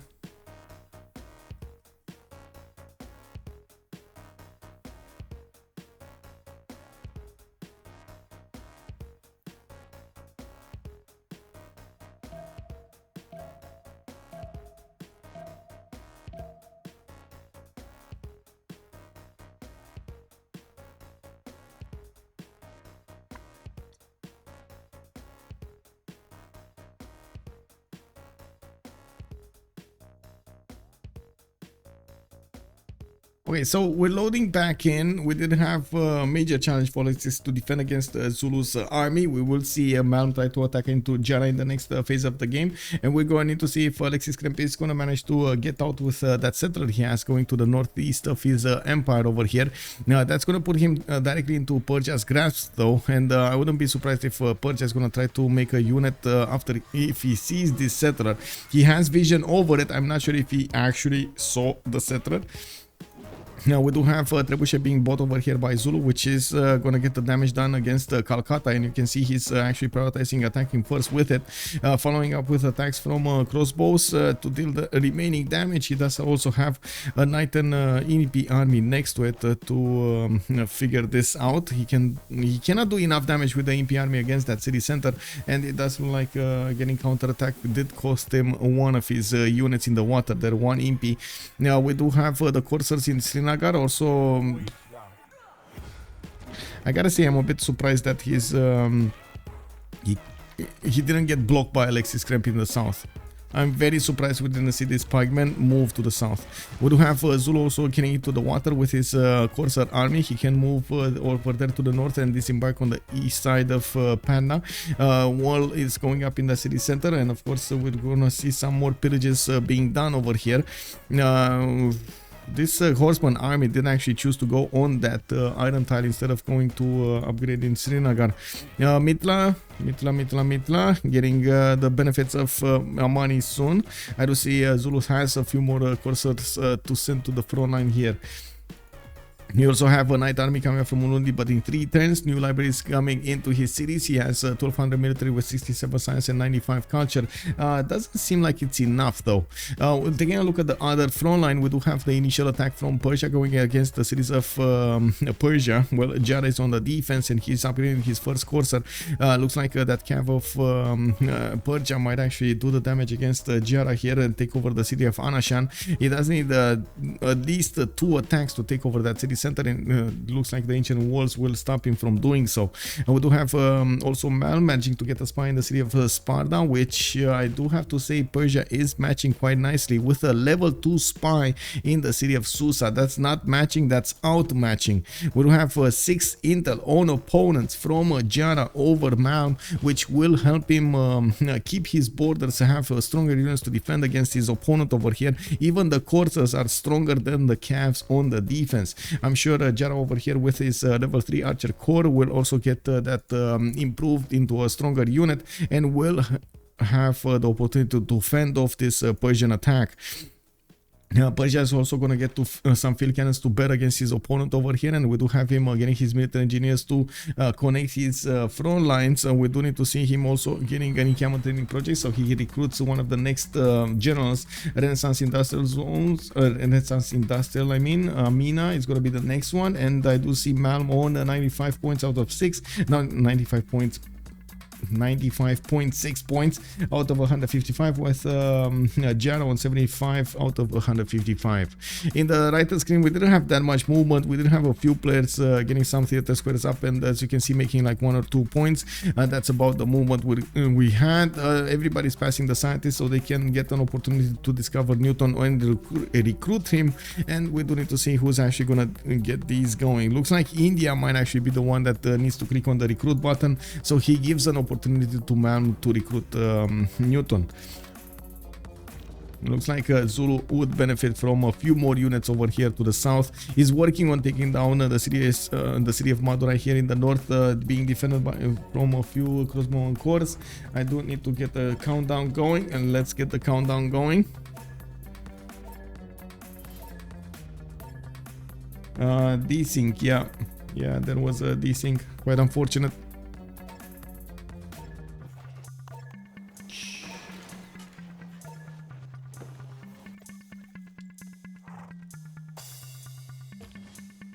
There's no more battery ram, right? Yeah, there's no more battery ram. It looks like there's a siege tower coming next to the city of Madurai soon. Doesn't seem like it's gonna be that easy to get it down, but he's working on it. Calcutta is going to be taken down. Trebuchet is going to follow up with an attack. That's finally the crossbow army did get the promotion, and he has level 3 to work with. He does have the emplacement, he does have the arrow storm, and he does have the volley. This is going to be such a strong field cannon when he's going to get it. SunTzu is metal casting coming up in 1 turn, Scorch 13-7, while he is managing to breach through the southern defenses. He's going to get into the main tiles of India and start pillaging them, not to mention get access to the trader. Looking at Malm, he's starting to deploy the majority of his army against Persia, and we do have Persia scrambling to upgrade his calves. He did get to save the city of Anashan, while this one cav army can still deal damage and take out some of the units of Persia over here. We do need to focus on the defense of Tushma, where there is Governor Victor established, and as you can see, the calves of Malm do have quite a few penalties on them. Wars of Religion card has been activated on the courses as well for an extra plus 4, while at the moment Malm does not have it. It does not have it. Yeah, well, we definitely need to see stronger units coming up from Giara. He's 1 turn away from gunpowder. He's going to need to go through metal casting to get to ballistics, and in the meantime he is struggling to get his golden age up. He does need 2 more points to get the golden age, while Alexis also needs 4 more points. We do have 2 turns for this golden age to finish, and we're going to need to see what's gonna change in the World Congress. It does seem like Persia's calves are way stronger than Malm's calves. We do have Cyrus over here with 80 strength cav attacking into 74 defense cav. A wave of cuirassiers is also coming up from the Persian cities, with bombards also getting built over here in his back cities. We do need to see if this whole effort of his is actually going to be fruitful, because his ally is dying, and if he doesn't manage to actually breach through Persia, Zulu is just going to overwhelm him in the late part of the game. We do have Malm with a very big advantage when it comes to the science, 245 science and 116 culture. It's definitely much bigger than Zulu from the beginning of the game, but if he now starts to trade punches and basically, you know, he rails himself against Giara, SunTzu might have the chance of coming back into this. We do have Madurai also about to be taken down. Calcutta is losing its strength every turn. We do have more crossbow cores that can attack into that city center, while we do see the city of Madurai is not being put under siege. Oh my god, Zulu did it again. The India just didn't have enough strength on his units, on his crossbows, to take down the Impi army. The Impi army just casually pressed the button and recharged all of the health. It ate all of the arrows, all of them, one by one, all of them. I mean, that's a big Impi army, man. That sounds like the scene from the movie of 300. You can see those shields over there going up in the tortoise position, and all of the arrows are just hitting the shields instead of the units.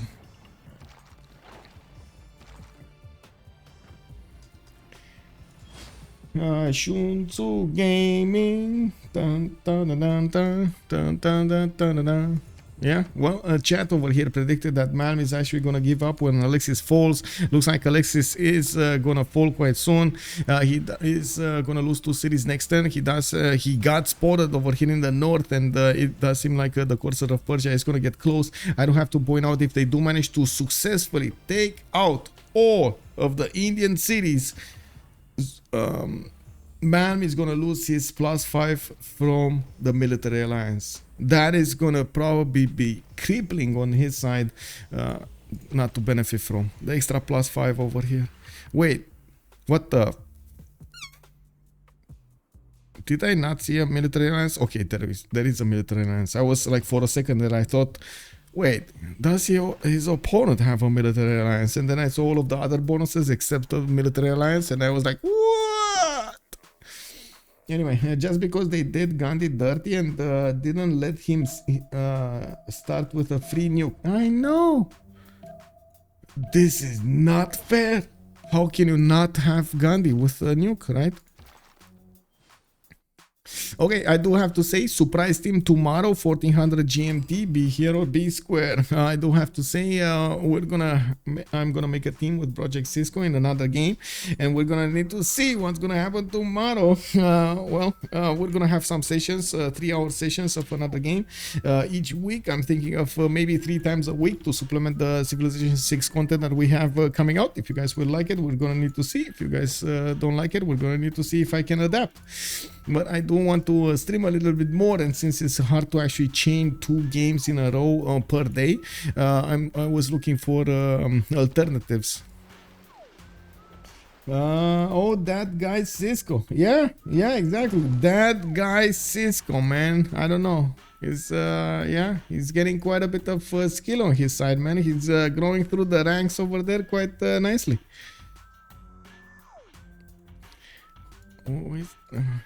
Anyway.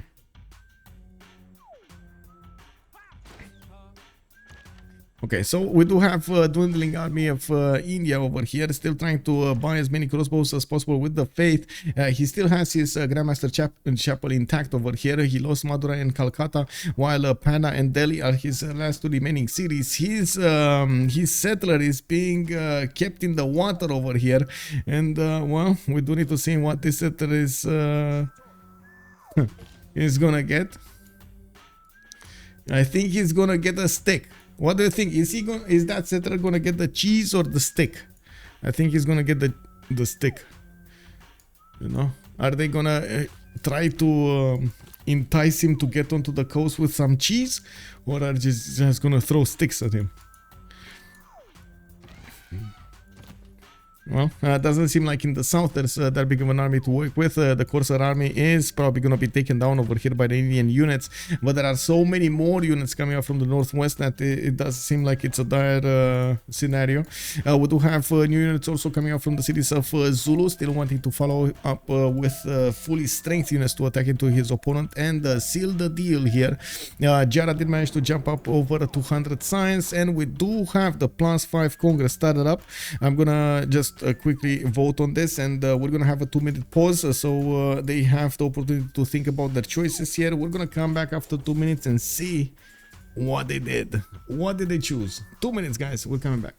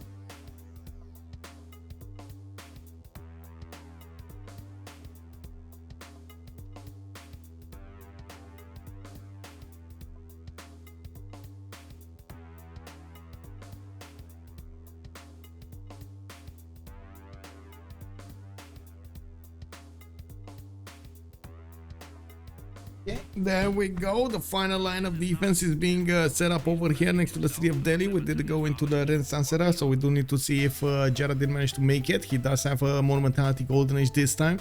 His builders will get that extra movement, and he has the opportunity to buy builders with faith. Has 74 faith a turn, so he's actually going to make quite a bit of use of this Monumentality Golden Age.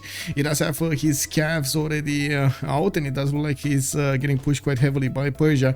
And actually, it's a bonus coming up on Persia. Is making on the Malm. He's making quite a bit of impression here. I do see also Giara does have his core ability, but he's not choosing to core up. He doesn't have a lot of units, nor does Malm has the benefit of a lot of units. I do have to say these calves of Persia can actually go into the field cannon line and take them down. Not to mention they do deal damage against the bombard. So wait, this attack is over. This attack is over. Like, look at this. This cav against the field cannon, almost taking it down, right? So he can try to move over here, get over the river and get close. This cav over here can take this one down, so I'm pretty sure any of the other ones can take this one down. This bombard. Then the cav core, the cuirassier core of Persia is just not strong enough. Yeah, it's just not strong enough, and there aren't that many units. He's just not pumping them out fast enough. 227 production on Malm. We do have Giara on 253. He's matching now the outputs of science of his opponent, and that extra advantage that Malm is benefiting from is just dwindling. We do have ballistics coming up next turn from Giara, which means he's going to open up rifling. We do have Malm on only on steel. That means he's one technology in front of his opponent over here. Oh, he has refining. He has two technologies over his opponent. He has refining.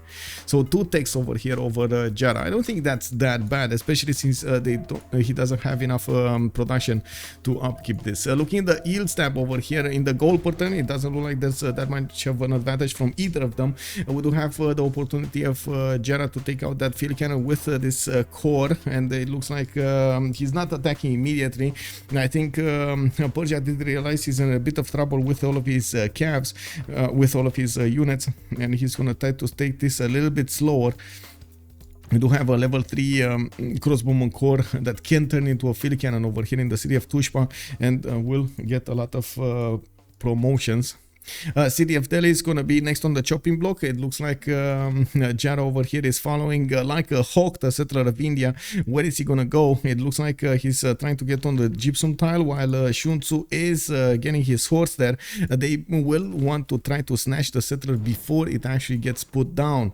We do have SunTzu also deploying so many of these crossbowman cores that he manages to deal the damage against these units without the melee attack. He's going to start to take out all of the units of India before he actually gets to the city centers to smash them.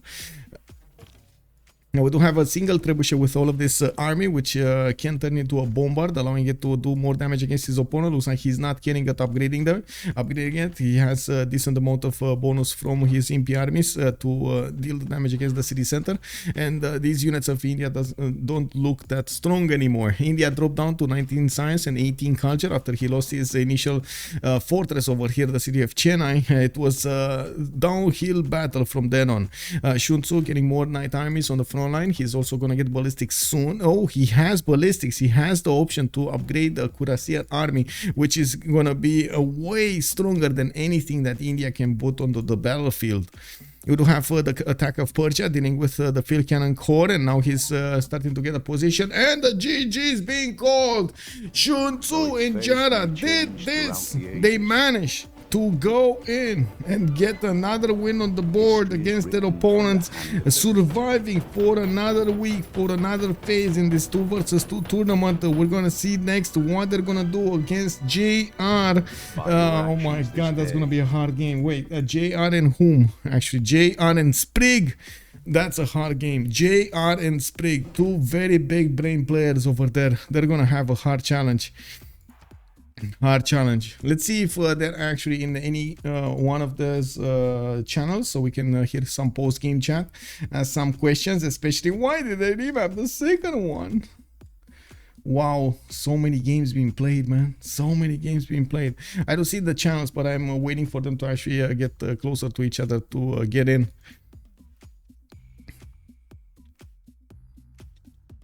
Big GG. Yeah, big GG. India technically never fell. Yeah, India was kept alive, man. It was kept alive. Let's jump in. Oh, congratulations. Thank you. Thank you. I do have the big question. Why did you remap that awesomeness of a spawn for Persia, man? Zulu couldn't play. Oh, yeah. I mean, to be honest. The lakes. Yeah, the lakes. You spawned near the lakes, right? You were in between all of those, like 3 lakes or something? Yeah, way too much water, and I don't think we can afford to have one player with such a bad spawn to be two. Yeah. Like for a second there, I thought India's gonna defend. Alexis Kremp, what happened? No, I didn't take Oligarchy Legacy, and I didn't take Defense of the Face because I thought Persia was closer and I could maybe get Religious Victory through Predicator. Yeah. Didn't project it, but so thought Predicator was a good play and didn't do Defense of the Face. I should have. Mhm. Also didn't have Victor in place. Maybe if I accumulate Oligarchy Legacy, Victor in place, I click on many times faster and I put Defense of the Face, I get like much more bonuses and I don't think he passed for City. Yes. At this Well, point. he did choose to sit on 6 cities, not 9. You went for 9, so you know that production that maybe you could have put into No, an I army. wasn't 8, I took City State. Yeah. Just like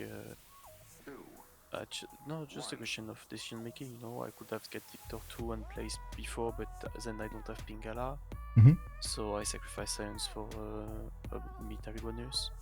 Yeah. Also, I went for what's it called? Naval construction early on. Mhm. I could have just clicked Man at Arms and have them like 3 or 5 turns earlier. Also, I could have taken Defense of the Face instead of Predicator and take Oligarchy Legacy. And then it's like plus 11 combat strengths on my Man at Arms. And Yeah, I have that them would have like done 4 it, turns definitely. earlier. But the question is, why didn't you do it? Did you feel safe? Did Because you I think Zulu is disrespected- not going to attack you? I disrespected Zulu. I was like, that's Yeah. okay, man. Simple Man at Arms with General defend in peace. I was not scared. Yeah. But Yeah. no, it doesn't. Un pic qui tape à 87, bah. Ouais, je pouvais pas trade et tu juste prenais les promos de gratos, c'est dit que t'étais niveau 1, c'était fini. Non, mais belle unité. Yeah, I do have to say that SunTzu had some beautiful saves on his units, like the heals popping off. Oh my god, man, that was insane. Alors, t'as fait des bons clics aussi, j'ai pas été assez rapide et t'as sauvé 2-3 unités, genre 4 unités qu'on survécu à un PV. Ouais, bah, bon PCC, hein, ça aide. T'as les first moves qui t'aident aussi, genre là, si t'as Ouais. pas les first moves la première vie, c'est beaucoup plus dur, tu perds genre 2-3 unités en Ah bah, je prends même pas la première ville hein, sur les first moves. C'est incroyable. What did happen in the last Congress, by the way, with the military? What got a +5 or -5? Heavy cavalry. Heavy cap. Okay, thank you. Lost on me. Didn't respect it enough. Yeah, Zulu. I mean, to be honest, we haven't seen a Zulu push, MP push, especially in some time. I was expecting you to think that he might go for a later timing. No, but- I saw he went Iron Throne, Warlord Mhm. Throne, and I saw his city wasn't really good. He put camp and everything. I really know what he's going to do mid game. But just as I told you, I was disrespecting Impy's timing, thinking it wasn't a thing anymore because of Manhattan's buff, and like didn't Impy has get such a Oligarchy low Legacy, maintenance didn't cost. take Victor, didn't take Defense of Face, Mhm. and I Oui. did everything. Le And with prédicateur, everything. il me fait un peu peur à un moment quand même. J'ai vu Ah, là, en commencer fait, à si être la tous les deux Perse- convertis. Si la Perse à sa capitale une case plus près, je pense que vous perdez la game parce que vous faites les lieux sans trop tard. Parce que du coup, il a 16 cases de ma cape. Et il se prend le spread de Moksha sur sa cape. Et je pense que ça finit rapidement. Ah, c'est Mais j'avais Wow. pas le compte exact. Peut-être un peu plus, je sais pas. Ouais, j'ai grid la plate Co B2 en En deuxième fait, partie. fait, Parce que si j'ai pas fait le ça, mais le prédic, c'est dans le mode si le perso est assez près, ça peut peut-être win tout seul. Ouais. Mais ouais, non, DOF, c'était juste le meilleur choix. Et héritage Bah, le choix oligarchique, safe, quoi. juste j'ai pas respecté. ouais, bah après on fait un pli parce que ça coûte rien en entretien. Pas de strat, pas d'entretien, limite. Et vachement. J'étais devant, je pense que j'étais devant en prod, en chapelle, j'étais devant un peu en sciences et un peu en culturalité. Mais bon. Is religious cheese a thing in the 2 versus 2s? I mean, I took Predicator because I I think thought it Giara can was be. closer. But I could have... maybe I could have sent more missionaries before I take Legion and deny Stone Age, and then maybe it's a thing, but Mhm. I don't know. If he's a bit closer, if Persia is a bit closer, maybe Predicator spread faster. I don't know. Anyway, lost on me, disrespected too much, got raised. And you don't get to play JR and Sprig next. It's gonna be SunTzu and Giara getting that. Well, Giara, what do you think of that in SunTzu? So yeah. Easy. Easy. Okay. I mean, I can't wait to see that happen. Okay. I like it.